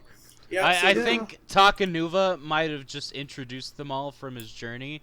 Like, hey, I could see Jala, that. these are the other friends that I met on my adventures. So These are the real friends we made along the way. But Takua never met Nuparu. I mean, he did hear about them in the story from the Turagas. And actually, no, Takua did meet Nuparu in Monog 2. He talked to him to get checkups and stuff. Yeah, and he made the power armor, so obviously... Oh wait, no, that was Holly. Yeah, I was gonna say. Nuparu made the power armor that they all used to not die. Oh yeah, that's right. So... Yeah, but they Takua was don't there. know him. They just know of him. Yeah, and Jaller is like, I know of that guy, so I want to go with that guy to do the thing. But the point is, the book tries to imply that these 6 were all friends, just so it can shoehorn them into a Toa team. Anyway, It's spoilers, dumb. Liam, we're not there yet. So the police commissioner gathers a team of a football player, a mechanic, an adventurer, a guy who rides birds for a living, and a guy who translates for an old man who's senile and speaks in bird. And Yes. they go to the land of death. Yeah. First of all, through some underwater chutes that take them, to a place in the south, and then They they got go through. TuragaNuva with them. Oh yeah. TuragaNuva comes with them because he's like, you know what? Fuck what TuragaNuva says. Yeah. I'm going with you. Like, they all question why TuragaNuva was told to stay. Like, it's not obvious that he's there because otherwise the city would have no protection against other things. Why doesn't like, what? Why doesn't Metru Nui have like turrets or something? The Vaki were the turrets. What happened to the Vaki? You know exactly what happened to the Vaki. They all got spiders. But why can't they just build more? Why would you build more? They don't know how to build them. Why would you build more? They went bad. They literally decided that the best way to create order is to kill everyone. Yeah. The whole reason the Takoro Guard was formed in the first place was Bakama saying, you know, like, okay, remember the Vaki? Yeah, fuck that shit. We don't want Terminator in our lives again. Yeah, gotta go fast. Yes. So they go through some kind of ultra dark tunnel which absorbs all light. Matoran makes a friend in there. It's actually so dark that TuragaNuva isn't even allowed in. The bouncer. Oh no, he can. He goes through. Oh, He never goes mind through. then. Never mind Yeah. then. They just can't see him in there. Like even the Toa of Light, they can't see him in there. Yeah, it absorbs all light, including light itself. Yeah. Yep. Matoran makes a friend in there. He's like, oh hey, this is a guy that I'm grabbing onto the hand of. But then he realizes, oh, all my friends are out there. Who's this in here? I don't think that ever gets explained. It's like a fucking episode of Scooby Doo up in this bitch. It is. Yeah. Yeah. This is the second time we've mentioned Scooby Doo in this Bionicle podcast. It's TuragaNuva's imaginary friend. Oh, okay. Sure. Yeah, it's George. Let's name him Makuta. No, George. I don't know. George. Greg. So the Piraka are carrying them Toa up to the top of the volcano, and then convenient eruption. Let's not carry them up there and instead run away and not check that they're dead. Yeah, the Piraka are cowards. So the Piraka are cowards. So they see the volcano erupting and they're like, "Fuck this!" And they don't even bother tossing the Toa Nuva in the direction of the volcano. They just drop them and run off. Yeah. It's hilarious. And then the Toa wake up and are all like, "Oh shit, lava!" Yeah. Gotta go fast. Fuck! And then as soon as they get away from the lava, oh shit, angry Matoran.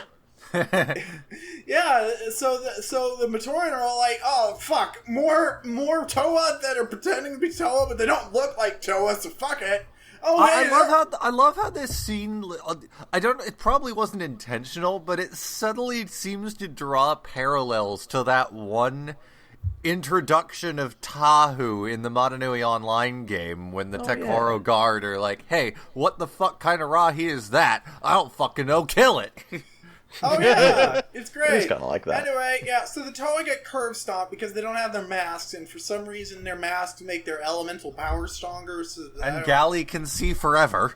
Yeah. So so Dalu uses her powers to overload Gali's mind so she can see Did you forever. say Jala?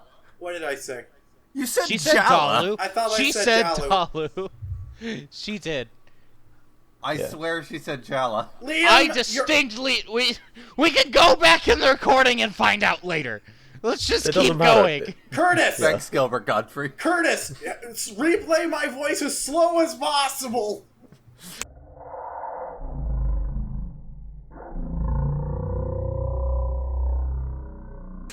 There it is.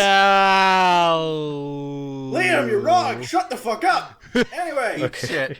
so Yes, Onuwa, anyway. so eventually all 5 of the other Toa are unconscious again, and Onuwa is like, "Well, I'm the last man standing again. I'm not going to charge in like an idiot this time." Apparently, they can take off their armor. So I he have does- that in my notes too. It's like that's Yeah. the first instance we find that the armor isn't actually a physical part of their forms, but I rather thought it was too! it's just additional armor that's placed on them like masks and shit. So, Yeah, he okay, just- But so- that so does they explain, specific- that does make the advertisements for the Exo Toa a lot better, because the Toa Nuva were advertised because they were released around the same time. It was in advertisements that the Toa Nuva were to fit inside the Exo Toa, but you had to remove the armor for them to fit. It all Which makes they sense. can canonically do, according Apparently. to this. Anyway, Okay. so Onoa takes his armor off and throws it to the ground. Throws Josie, his for the weapons to love of God, stop doing that. ground. We gotta go fast! Shut up! You're So it You're specifically shut up. says he takes off his outer armor, implying that there is inner armor that he does not take off. So that's his regular, like, I skin thought it armor. specifically said Toa armor. Something like that. Like, additional armor, I think is the actual words used. But anyway, whatever. Fine. throws but- his shit to the ground. Yeah, Yeah. tells Garen, but- hey, if you want to kill me, do it. Fuck it. Yeah, so while all this fighting's going on, Bolter's just sitting in the cave, like, well, I'm probably gonna die. But then suddenly Axonn busts Literally out Kool-Aid mans the wall. there. Yeah, he literally just breaks through the wall. Oh my God, he's big and red. He's big and red and circular. Oh shit. Oh yeah. Oh yeah! Fucking Kool-Aid man. Oh yeah. Oh dear. Alright, But yeah. memes Oh set. no! So yes, Axonn rescues him and he's like, Bolter, all your friends are about to do something really stupid. Go stop them, please. I can't do it He's because like, I... okay! Yeah. This is after, of course, Axonn has literally, like, fucking just, like, slapped the shit out of Galley. Yeah. So apparently Axonn has the power to cure insanity. No, he fucking great one Galley like she did to the fucking Doctor Strange. It's like, Yeah. no, you Yeah. will be sane again. That was Yeah. later, actually, but okay, It's like yeah. It's like just Gal- ridiculous that just a Matoran has the power, just straight up has the Just power to to fuck up your mind. force ridiculous. you to see every single possible atom. In Yeah, the I'd like Galley's to point a out co- too that this ability is portrayed as being far stronger than Hakon's mental blasts. Like, Gully's just like, I see everything. It's too much. Stop. Go. Fucking, I just need to run. I just need Everything to run smells into the delicious. volcano. Yeah, it's apparently indefinite because she's unconscious by the end of the fight. But then she wakes up and she can still see everything. She wakes up and she just curb stomps Onua. She screams, "I can still see!" She curb stomps Onua, busts through anyone who tries to stop her, just runs like an idiot, and I think Just bolts straight for the top of the volcano. isn't there like actual sentences in the book that she would just keep running forever until she reached the ocean and then she just keeps swimming? Yes. Until she drowned, yes. She legit was suicidal. Oh, I was about to say she wears the mask of water breathing, so that's not happening because she doesn't have that right now. Yeah, she just wanted to die to end that. That was... This book is fucked. No, it doesn't. I like to think that she didn't want to kill herself. She just didn't know what else to do. Like, fuck, I see everything. I see time, I see space. Gotta run. Like, I it imagine even what Galley- says she I want sees to imagine- other dimensions. I want to imagine what Galley is seeing is essentially what the universe would be if Vakama had destroyed the Vahi. Hell yes. I actually think she was seeing from Matoran Nui's perspective. She might see things that can't. She sees things that aren't meant to be seen that can't be seen. She sees things that aren't things. She sees all of it. just all of it. Yeah. The stuff. So, And then It's like the Axonn. equivalent of that one SCP where it's just a guy that became a god, but the human brain is not capable of processing all the information required to be a god, so he just went completely batshit. Yeah, I love that one. Anyway, she runs into the Kool-Aid Man, and the Kool-Aid Man just like, "Be gone, insanity!" and slaps her, and then she's all like, "Oh, okay." The power of Christ compels you. The power of Matoran Nui compels you. he is literally an evangelical nut for Matoran Nui, so makes sense. But like buff. Yeah. So you're saying he's what's his name? The priest from Helsing Ultimate. So I'm thinking more like Macho Man Randy Savage if he was a priest. Yeah. There's got to be a religious wrestler, right? They're probably religious wrestlers, I don't know, but Yeah. the Kool-Aid Man sounds a lot like Randy Savage. Not Randy Savage. Yeah, yes, Randy Savage. Sorry, I'm not thinking straight. For some reason, I always imagined Axonn had, like, TuragaNuva's voice actor. You're dumb. So Zaktan rips into the other Piraka for leaving the Toa on the slope. He's like, "You fool! Every time you do that, somebody runs away and doesn't die. I want everyone to die, you idiots." You fools! Every time you don't kill people, someone doesn't die! People don't die when they're not killed. People need to die in order to die! It's how they do! No one dies unless you kill them! And then out of nowhere, he's just like, "Once we were 7, or have you forgotten? Have you forgotten about that one guy? Remember the other guy?" I'm not going to explain who he is yet, because that book hasn't been written yet. But I am going to remind all of you that he exists, even though you know he exists. I literally don't remember anything about this guy other than he exists, because it hasn't been written yet. But I'm going to remind you all, don't you be like that guy, whoever he was. Yeah. So while all this is happening, the other Matoran, Jala and co., they're on the long old road to Karzani. And they don't know that's where they're going. Well, yeah, they don't know that's it, but they are going honestly, there. they're just walking. They were told that it's the land of the dead, but... Yeah, they're just going wherever the wind takes them, basically. They're just following the path south. That's all they're doing. They just assume that if they just walk in a direction, then they'll end up out Voya Nui, which is just batshit. Okay, well, they were told by TuragaNuva, who heard over like the conversations. They were told to go south and then up.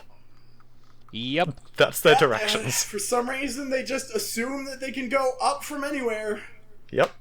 Which they do end up doing, so they do it end works. up doing. It works. Well, that's how bonk will work. That's how bonk will work. So they end up in hell. Yeah. Well. On the way there, they find a mask on the ground. A mask of telepathy, even. Yep. Yeah. Yeah, Huki puts it on and is all like, "Oh, Kongu puts it on." Kongu puts it on after Karzani steals his mask. Yeah, no. Initially, Huki puts it on just to see if it's a powerful mask, and he's like, "Whoa, I swear that it is was a just powerful Kongu that had it. Go fuck yourself! It's a great mask! And then TuragaNuva puts it on, and he's like, "Holly, you shut up!" And she's like, "What the fuck did I say?" And then Jala is all the smart one, is all like, "Well, she didn't say anything, so it must be a mask of telepathy." And then TuragaNuva's all like, "Yeah, you were always the smart one, Jala. You should have been a Toa. You'd be good at it." And Jala's all like, "Yeah, fuck being a Toa. That sounds hard." Yep. That sounds horrible. Then they make it to this wall. And, this gate. And only the Matoran can go through the gate, and the Toa can't cross. Yeah. And once the Matoran have crossed, they can't go back. Is it because he's a Toa, or is it because he's a flashlight? Probably because he's a Toa. But then Holly and TuragaNuva share a heartfelt moment of looking into each other's eyes. And then they all say their goodbyes, and they're like, "Peace," and then they start climbing up a mountain. Yep. And then they see a bunch of Manas. And they're like... And then they see their friend, so they're following their friend, and then suddenly, Manas! Hundreds of them! Yep. Yeah. Oh my god! Out of nowhere. The Toa said that there were only 2! What? This is I think the first time a Matoran's actually insulted the Toa, and Huki was all like, someone was all like, "Oh, the Toa said there were only 2 of these things," and Huki was all like, "I don't think they can count." I mean, why did they assume that Matoran Nui was the only place where manas existed anyway? They assumed Matoran Nui was the only place that existed. Period. Dot. Okay. Yeah. So anyway, their little friend leads them into a big old canyon, where all of but the elements are wrong. The fire is cold, and ice is hot, and sand is wet, and water is dry. It doesn't make any sense. And then they find more Matoran that are all broken and stuff. And it's like a B-movie. It's like a movie. It's like a B-movie show. It's like the B-movie. Liam, it's like a movie. I am aware, thank it's you. A B-movie Okay, you show. can stop now. I like toasters. And then they meet Karzani, right? Yeah, the devil. The devil! But not Makuta, the other devil. The other devil! Speaking of Makuta, he's just like, who the fuck's Makuta? What the hell is Mata Nui? I don't believe in Satan. What the fuck are you on about? The entire world was made for me. I tried reading all of Karzani's dialogue as Tommy Wiseau. What's a Mata Nui? What's a Makuta? What You possible tearing me influence do they apart, have? Chala! Put on these masks and be mine now, yes? What the fuck is a Toa? What are you is he going Toa? on about? When I was a kid, freaking Matoran used to come in all the time, and now they don't, and I don't know Nobody why. visits me anymore. Nobody calls. Nobody calls. So I tried reading his dialogue as Tommy Wiseau, and I just ended up as Borat.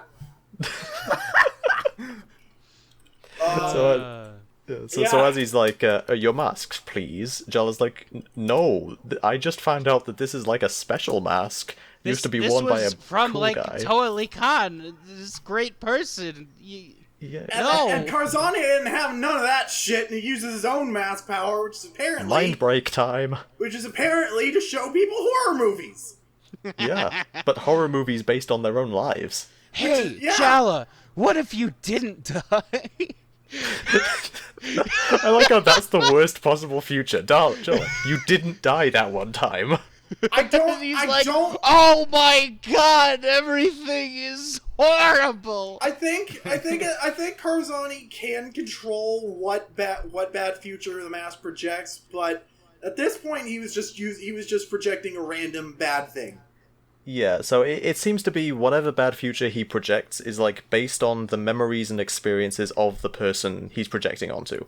Yeah, and I was particularly surprised that when he used the mask power on Kongu, it projected what if he didn't listen to the Dark Hunters in the movie.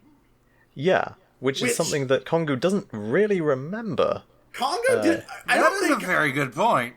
I don't think Kongu would have even known about that, because like, how the would the Turaga have even known that was him in that? Like, well, the Turaga didn't know any of that from part their really happened. Yeah, so like I raised it. Does that mean by proxy of Karzani, Kongu would have some of his memories back? Yeah, I have that in my so. notes. I have that in my notes.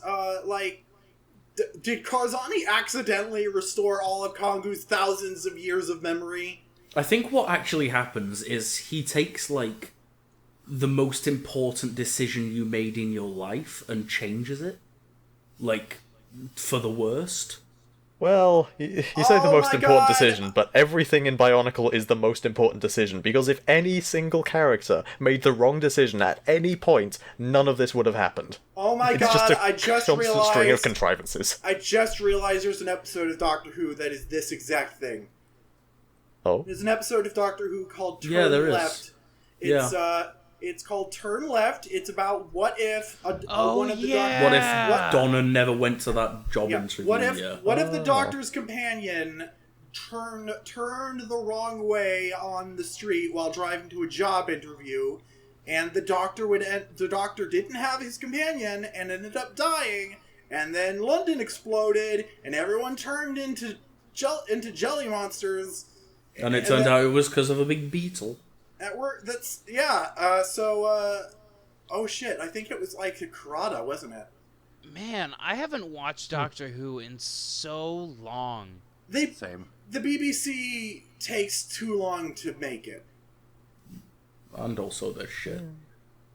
Yeah. Anyway, yeah, sure so you guys apparently there's a Karada of Karzani mass powers in Doctor Who. I also think Jala got off the lightest out of all of these, because he just found out what would happen if he didn't die. One of them got to experience what it's like to be turned inside out.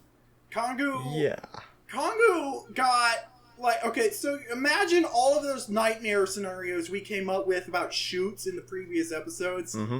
Kongu experienced those, all of them. Yep. Yeah. So yeah. Oh my god. That is the evilest laugh I have ever heard. I'm sorry, I just hate Kongu so much. He's my character's rival, for reasons that I don't want to go into. Yeah. Okay. Yeah, we gotta finish before Levi. Yeah. Before Levi has to go someplace. Levi has a hot date. Anyway, so I used to think that Karzani just replaced the Matoran's mask with his own weird art projects for no reason. But it makes sense now that I'm reading the book, because it's like, I want you.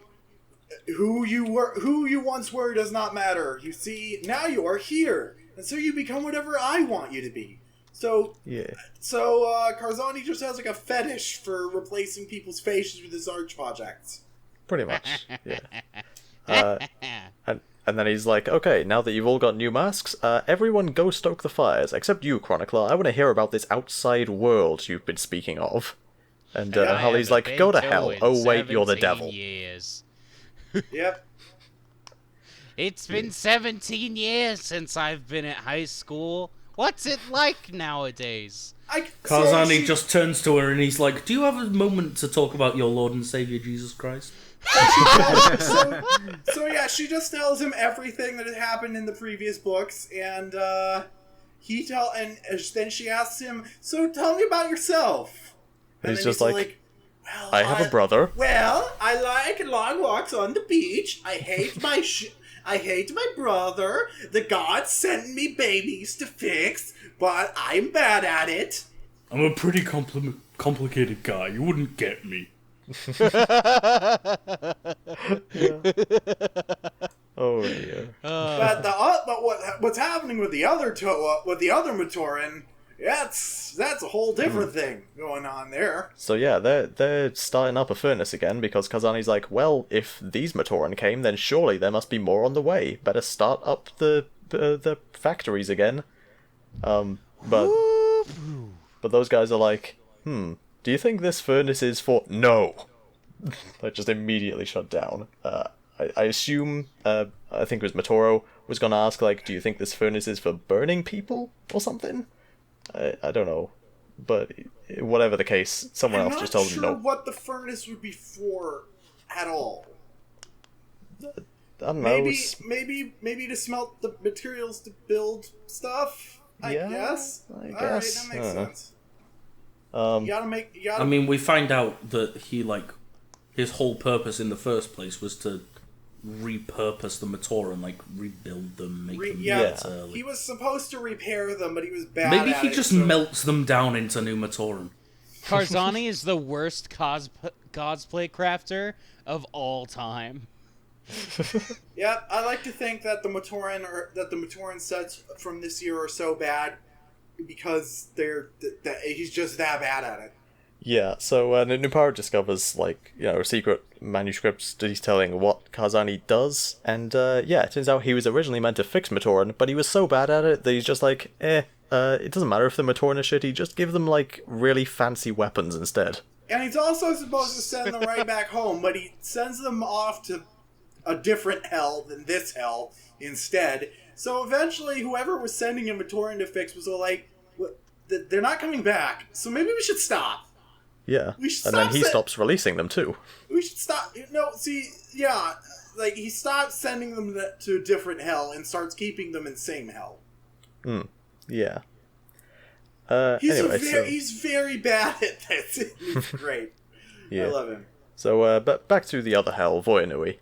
Brutaka teleports behind Hakan. Nothing personnel, kid.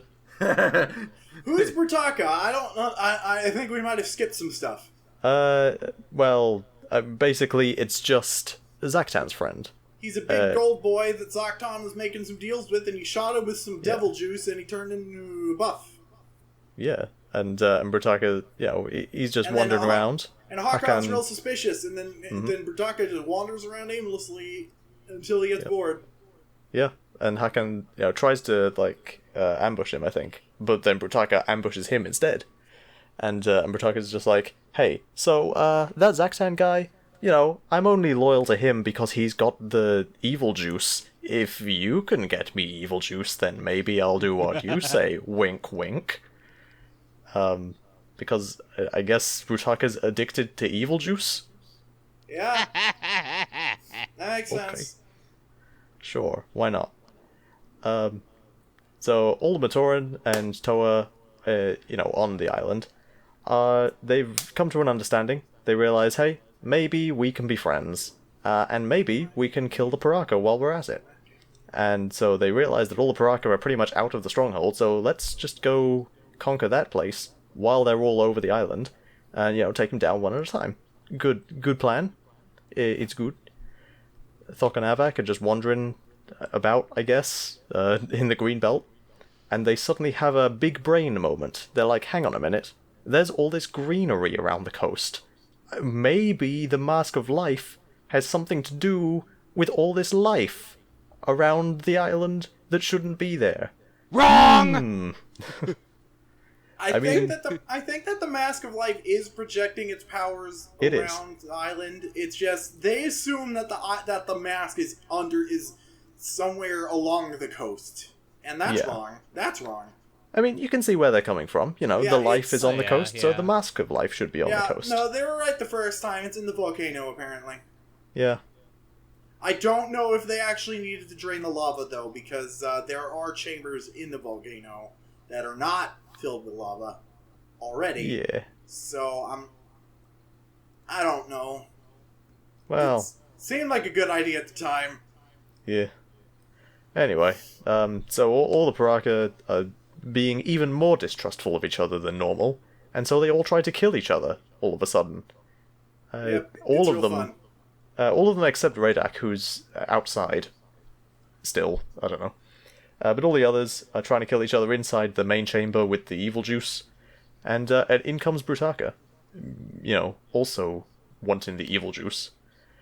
And all the Toa and Matoran assemble there, and Brutaka just immediately curb stomps them. Just a single blow takes out 12 guys. And literally, it says it's something along the lines of half dead Toa and quite possibly very dead Matoran. Yes. Yeah, and the Toa find them, and the Toa get their masks back from the stronghold because no one's guarding them. So this is them at their full. This is them at their fullest strength. Curb stomped all at the same time. Yep, with one hit from this guy. Brutaka is a very strong boy. Yeah, he's strong, man. Presumably, a lot of that strength comes from the evil juice. Should we get into his backstory? Not yet. We're almost there. I got a note about it. Yeah. Okay. Also, Axonn was watching the whole thing, but not getting involved because he doesn't want to be, I guess. No, the Illuminati told him not to. Fine, I guess. Anyway, so the other Matoran, the Jala's boys, they find a guy who's like, "Oh, I used to build canisters when I was a young lad. I built all of them, and then they sent me to hell." Yes. Very grateful. Very grateful of them. Now I live in hell and make crimes. Actually, yeah, it seems like this guy was very good at making canisters, so why did they send him to hell? Because his arm was broken. He specifically even stated that he couldn't have been that good at building the canisters because he built the Toamatas canisters, and we all know how that worked out. No, the launching mechanism was what fucked up there. Which he also built. Oh. Oh. Well, anyway, so... I like how this guy he mentioned specifically that he built them and placed them in the world that feeds the world. And I will leave it at that. Yeah. I like how this guy forgot his own name, but he remembered the names of all 6 Toa. Yeah. Yeah, no, Liwa, Tahu, Golly, and Dalu. Golly, and Oh no. Pohatu. I like that everyone. I like that he just lives in Karzani's broom closet, and Karzani forgot he was there this whole time. Yeah, literally everyone thinks he's dead. Some people, no, apparently everyone forgot he existed, Yeah. and that's great. And he's gone crazy, and he just has such great dialogue, and like he mentions the canisters, and the Matoran said, "Wait, they're canisters? Can you show us the canisters so we can admire their handiwork? Because they're trying to trick him." And he takes them and he shows it to him. We made 6, always 6. How come? Asked Totoro. So there would never be 7, naturally. Yeah. Yeah. So like it makes more sense than his wording implied. So like. It's because Destiny says that if there ever is a Toa of Light, it's because some real bad shit is going down. And apparently, if there is ever a 7th Toa on a team, it's going to be a Toa of Light. So that's bullshit, though, because the Toa Mangai was made up of like 8 Toa, and I think I think Lesevic's team, I forget what it was called, but it was made up of like 12. Yeah, but he did also state that they specifically made those canisters for the Toa matter. Okay, how about this? Yeah. If there's ever a Toa team of exactly 7 Toa, the 7th would be a Toa of Light. Sure, okay. Whatever. Look, this whole book is happening because some old people read some horoscopes that were very unsettling. So they sent their champions to die. Yes. So anyway, yeah, the Matoran get in the canisters and run away, even though the guy's telling them, "No, you're gonna die." Oh, maybe you won't. I don't know. Fuck it. Go. We completely glossed over Matoro standing up to Karzani, who just barged into the room. Yeah, Karzani barged into the room and was all like, this blue bitch is telling me all sorts of crazy shit. Biological lore is too complicated. I don't understand any of it. I just want to live in my land and think that I'm God. There's a big old guy, and there's a bunch of stuff happening, and there's a mask of time. And I don't believe any of it. Is Karzani. What is this? What is all this pill bug shit? But yeah, then Matoro provokes him into showing him a nightmare, and he does so, and he's like, "Oh shit! I just realized that there is a whole world out there, and he's dying right now." It's presumed that Karzani can read the minds of whoever he's fucking with just to get the information he needs to create his ridiculous futures. Yeah. But because Matoro is Matoro, and Matoro knows literally everything. Yeah. That kind of backfires on him. Yeah, so Karzani shows Matoro and apparently himself also what will happen if the Mask of Light isn't recovered. Nui dies. God damn it! Why did they name 2 masks? Why did they name 2 big old MacGuffins with L words? Yeah. Fuck. This Mask of Life. He shows the boys what would happen if God died and the universe ended, and he was all like, "Oh shit, I need to think about this for a minute." And I suddenly feel like an inconsequential speck. I suddenly feel like everything I know is wrong. That can't be right. But anyway, while he's still reeling from that, the Matoran do end up escaping, using these canisters that are in perfect working order. And they plea with the builder of the canisters to come with them, and he's all like, no, I can't, because then I become a Toa of Light, and we can't have that. Yeah, I guess. Because there would be 7. There can't be 7. Always 6. Yeah. So they rocket off. They team rocket blasting off again up into the sky. That's what they do. And so now the Toa Nuva are in Brutaka's custody. Call is blasting off again. Yep. So the Toa Nuva are in Brutaka's custody because he doesn't trust the Piraka to take care of them. The Matoran of Voya Nui are being held hostage by the Piraka for interrogation. And now Jala and co are washing up on the beach because they busted through the ceiling of the underworld and into the overworld. And also now they're lightning here. happened. Also lightning happened. Lightning specifically from the Red Star hit them. Yep. And that turned them knows- into Toa. Yep. Yep. Just like Doctor Who. Yep. Lightning makes you tall. Yep. Lightning turns a Dalek into a real boy. Mm-hmm. That And it also episode gives them was- special lightning crackles on their weapons. That episode of Doctor Who was terrible. This book of Doctor Who is very good. So yeah, and that, well, you know, that is probably where we should have ended the reading, because that's the end of one of the actual books. But Yeah, we I was actually gonna carried on. say, that's where this book should have ended. We should have ended it there, but no, we gotta hear Brutaka's backstory now. Yep. Yeah. I have a note about it. So You yeah. think I so planned this part well in advance? Anyway, so there's yeah. there's also a bit of dialogue with Vizok that I want to get into. There is, yeah. Before we finish. Yeah, so real quick then, Axonn and Brutaka, they used to be best buds. They worked in the Order of Metru Nui together. They were cool buddy cops. And But clearly nobody could have known the guy named after brutality was going to turn bad. yeah. What do you mean? but- What do you mean, Mister? What do you mean that you want to turn into a villain, Mister Crazy Knives? So yeah, those two, they were sent, they were put on a mission to protect Voya Nui because the Mask of Life is there. And eventually Brutaka got a bit disillusioned with the whole Metru Nui thing. He's like, you know, if there is a god, how come he lets bad stuff happen? And Axonn's like, no, he's real, I swear. Yeah.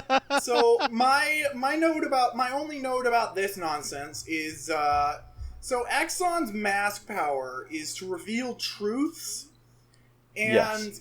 apparently he also has the power to restore sanity.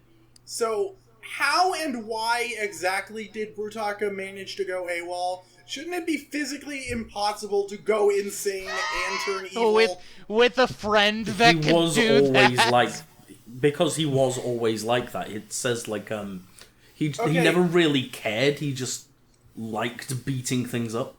So like Yeah. He Brutaka- literally dropped the Tetorak in Metru Nui for Yeah. no For reason. fun. Yeah. Yep. Apparently, the Tetorak, is that how it's pronounced? Really? What, How the Tatorak? hell would you pronounce it? Totorock. Or Tater, Okay. or Tater Dragon. Tater Good old Dragon. taters. So the Taterok's whole deal, besides being big and scary, was that it could speak Matoran, but it almost always just demanded an answer to a question, and no one knew what the question was. And apparently, the question that it was asking for was, "How did I get here?" And it turns out the Taterok. It turns out Brutaka has the power to create dimensional gates. Yeah, yeah. that's his mask power. Not It's just very portals, dimensional gates. He can tell. Oh, he yeah. can teleport within the universe or without. Yeah. Just can teleport hello, into other welcome to the universes. universe where you no longer have blood. Yep, and he can teleport other things to other places in or out of the universe. It's just look at my horse. My horse is amazing. Here you go. Yeah, this this is the guy- universe in which your skin is made of snakes. Get on my horse. So I I'll actually take have you a around the story about this universe. mask. Yes. Go ahead, so, Ganto. As a kid, like, I really wanted to be taken away to a different universe that wasn't so shitty. Yeah, I hate this place. And so I used to write like quick fan fiction with Toas with this mask, like, and then it went to Earth and grabbed Logan Kelly and they had adventures. The end. And it never happened. Yep. But if there were alternate universes and someone has a mask of dimensional stuff, but also it means that if it did exist, then there's an alternate universe where I did get taken away several times. Ganto, what the fuck are you on about? The plot to the Bionicle movie that Greg vetoed. For good reason.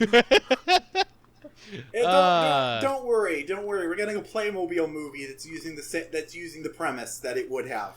Oh no. Anyway, I was a dumb kid.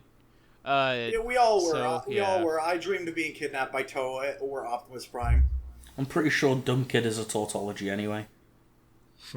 I'm pretty sure we're all dumb.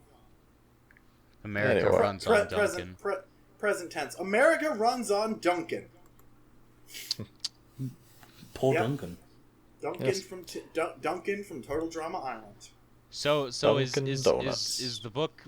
Are we No, done with no, book? no. Almost. So Oh, shit. apparently, everyone in the universe knows the legends that if stars suddenly appear in the sky, if new stars suddenly appear in the sky, it is because 6 new Toa have been created. As the Matoran or as the Piraka are about to kill the Matoran, I guess they know. Everyone sees that 6 new stars appear, and the Piraka Oh, are all God. like, the Piraka are all like, oh shit. So Vizok What's is all going like, on? so Vizok interrogates. Garan. It's Garan. Garan. He says, "Last chance, Matoran. A little while ago, I saw a lightning bolt shoot up into the sky and explode into 6 stars. Think carefully about your answer, Matoran. What was that? How did you do that?" Garan's just like, Because, I don't know. like, the Piraka are so desperate to not know what's happening that they're all like, "Think carefully, Matoran.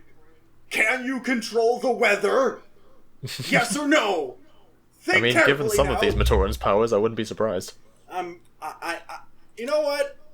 I'm just gonna say that Dazok's tools probably Dazok probably could have controlled the weather if anyone had bothered to ask before turning him into a zombie. It's like, hey, Matoran, Matoran that we've just enslaved. What do your tools do? Oh, I can cause the apocalypse.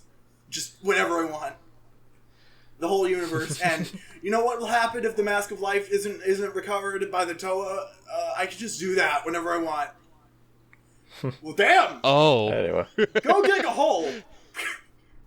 Go dig a hole, most powerful being in the universe! So Vizok kills Garan. Oh, shit. Yeah!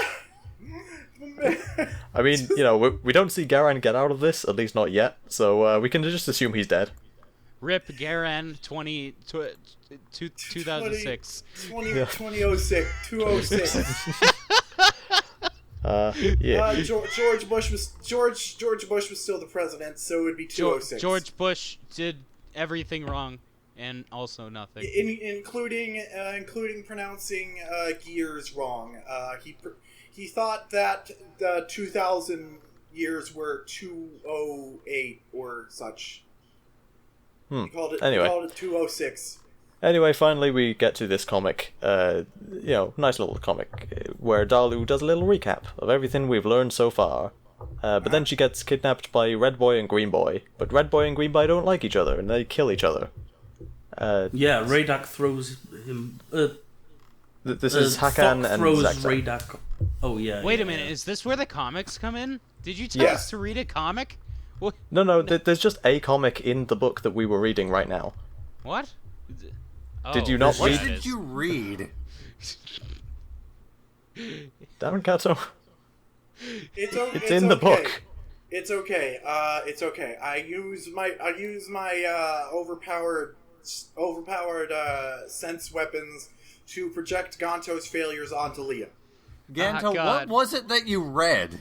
I read the book. It's separated from all the other books, so it might not. What book? I don't know about you guys. Which book?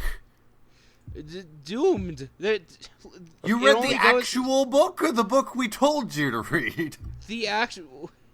Well, for God's sake! Hang on. No. So did you go to bzpower.com? The TuragaNuva's Biological Chronicle. That download wouldn't book load 6. for me, so they gave me the actual, just the book. Okay, was that the text-only book or the one with comics in? The text-only book. Okay, that explains it. Right. Oh no. Ganto, do you remember the first book from the first comic from 2006? Hell yeah, it was the coolest book in Ignition. Well, Okay, there we go. You got it. Ganto, congratulations. You are officially better than Swirt, at least as far as this podcast is concerned, because he does not read the books when he's on. Okay. Anyway. So yeah. So Hakan and Zaktan, they're fighting over something. They just don't like each other. And yeah, they don't really need a reason to punch each other. Yeah, that's pretty much it, really. And during all the kerfuffle, Dalu escapes. Not much really happens there. And then Thok and Radak engage in some shenanigans also. Yeah, the book ends with Thok throwing Radak off a cliff, but Radak climbs back on, back up. And yeah, that's Radak's right. like, "Begone, Thok!" And I've been waiting this whole book to make that joke. Finally, somebody said it. Oh my god. I've been waiting this whole time. There's actually a point in the books where that joke can be made. Holy shit. I never realized there was a point in Bionicle canon where that statement fits. And that is especially fitting because that's actually been a little common joke for a while in the Bionicle community. So that's cool that you Twitter also came up with it independently. Twitter is going to love when I tell them about this, or when they find out in a week. And that's it. That's everything we read. Yep, that's it. I love this book really so much. Curtis, this was a really dumb place to end it. Your mom is shut dumb. up. I'm not good at splitting books. Just fucking make me. Liam, your face is dumb. Shut up. We got through the whole thing before my thing. So yes, it would have been better to end this 2 chapters earlier. Whatever. I don't care. It's fine. It doesn't matter. It ends right before the new Toa are properly introduced, so there you go. That's good. All we got of the Toa is them coming out of the canisters and be all like, we're big boys now. Let's go do it. Yeah. So they're all like, we kind of kid now. Yeah, we kind of figured this would happen, so we're not even surprised that we're Toa now. Yep. Yeah. They kind of just assumed that this would happen. Yeah, they just go along with it. Yeah, like they find out that Toa can be made, and they're like, okay, yeah, so we're going to Voya Nui. We're probably going to die if we don't become Toa, so it'll probably happen. Just happen. And it does. They were right. Yeah. Okay. Okay, Levi, real quick. What's your thoughts? What do you like about this? What do you don't like? What's the deal? I fucking loved it. There were quite a few really good lines. I liked, hang on while I pull it up from the, thing. I liked, Hakan had a new theory. This new ally of Zaktan's had a special secret power. The ability to walk around and around for hours and thoroughly bore enemies to death. Yes. And I also liked, very deep impressive, said the Toa. You will be remembered in legends as Radak, defeater of doors. So yeah, this has definitely been my favourite book so far. Both in terms of one-liners and writing. It's incredible. There's some great writing going along here. Also, a lot of good, good fighting as well, especially when the Toa Nuva arrive. I think this is where... Yeah, like Lewa single-handedly besting Radak in hand-to-hand combat. This is where they truly took off the shackles of being a kid's book and just said, you know what, they can fight, it's okay. Yeah, he may not have defeated Radak in terms of fighting, but in terms of wrestling, he definitely won. Yeah. See, in my opinion, 2006 is my least favorite year because I don't know, it kind of distracts from the original Makuta stuff. And, oh yeah, everything's fucked now. Everything's different. And it just felt like being dropped in a cold pool for me as a kid. Well, Like- don't worry. Well, don't worry. We'll find out just how accurate that statement is, and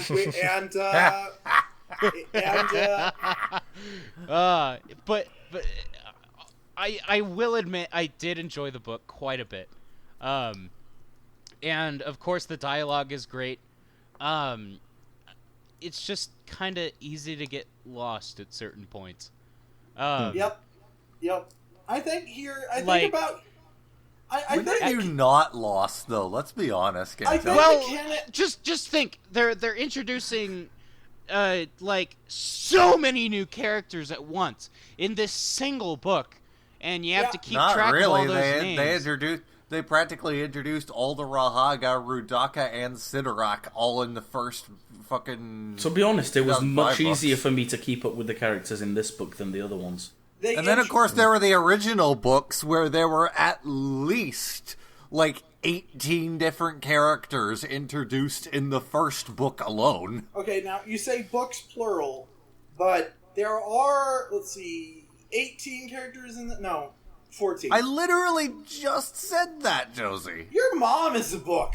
They also don't go with, like, stupid, like, common naming conventions like Sidorak and Tatarak and, like, just... Yeah, there's a lot fewer act names. I mean, the Piraka do Payback. follow a sort of naming scheme where all of their names have acts in them, but all the rest are pretty unique. Yeah, I like it. I really like it. It's good. It's good. Bionicle started to become a roller coaster of lore around 2000.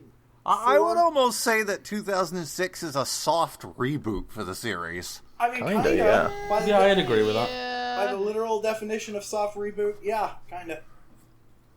Yeah, they are definitely trying to move the series forward in a new direction with a mostly new cast of characters. Yeah, yeah. and yeah, I like it. Just the new direction was extremely edgy. Yeah. But make no mistake, Bionicle got edgy and never recovered, really. Yep. Mask of Edge. Well, I think it's time we moved along. Yeah. Oh, gosh. Moving along right into the end of the episode. So, Ganto, we have one final question to ask of you, Mr. Ganto. Of me? Who is your guy? What? My Oh, guy? we're dropping the hashtag now? Who is hashtag your guy? Who is your hash? What? Who is your hash brown? I don't understand. Who is you? Do you even watch Who this is show? your hash brown? Who is your marijuanas? It means who's your favorite character? Oh, Out of ones Up that have been to this introduced so point. far. out of the ones introduced so far, Yeah. I gotta say, freaking Radak. Just cause I have a history with him. He was the first Piraka I ever bought. I bought all 6 of the Piraka at once. I and it mean, was- all the power to you, but honestly, as far as I'm concerned, Radak is the least characterized of all the Piraka, except maybe Vizok. he's just. I very also strong. read literally all of his lines in a voice like this. That would help. We find out in a later book. I'm not going to explain why, but Vizok literally had all of his character ripped out of him. Yeah. Yeah. Yeah, we'll get to that next time. We'll get to But yeah, Radak is my favorite. Very, very close second is Karzani as a concept. Just, he's really freaking cool. Personally, out of all the Piraka, I'd say Zaktan is my favorite, and we'll find out why in the next episode, probably. What are you talking about? We know why. He's fucking awesome. Yes, but bees. there's even more to him than just the fact that he's made of bees. My And favorite. Dalu is my favorite Matoran. My favorite of the Piraka is Vizok, because we'll find out later that Vizok is technically Deadpool, somewhat. I suppose so. Nah. It seems like a lot of stuff will get reveals Yeah, next my episode. favorite character, my favorite of the Piraka is Vizok in this book, but not the Vizok in this book. Nobody asked you who your hash brown was.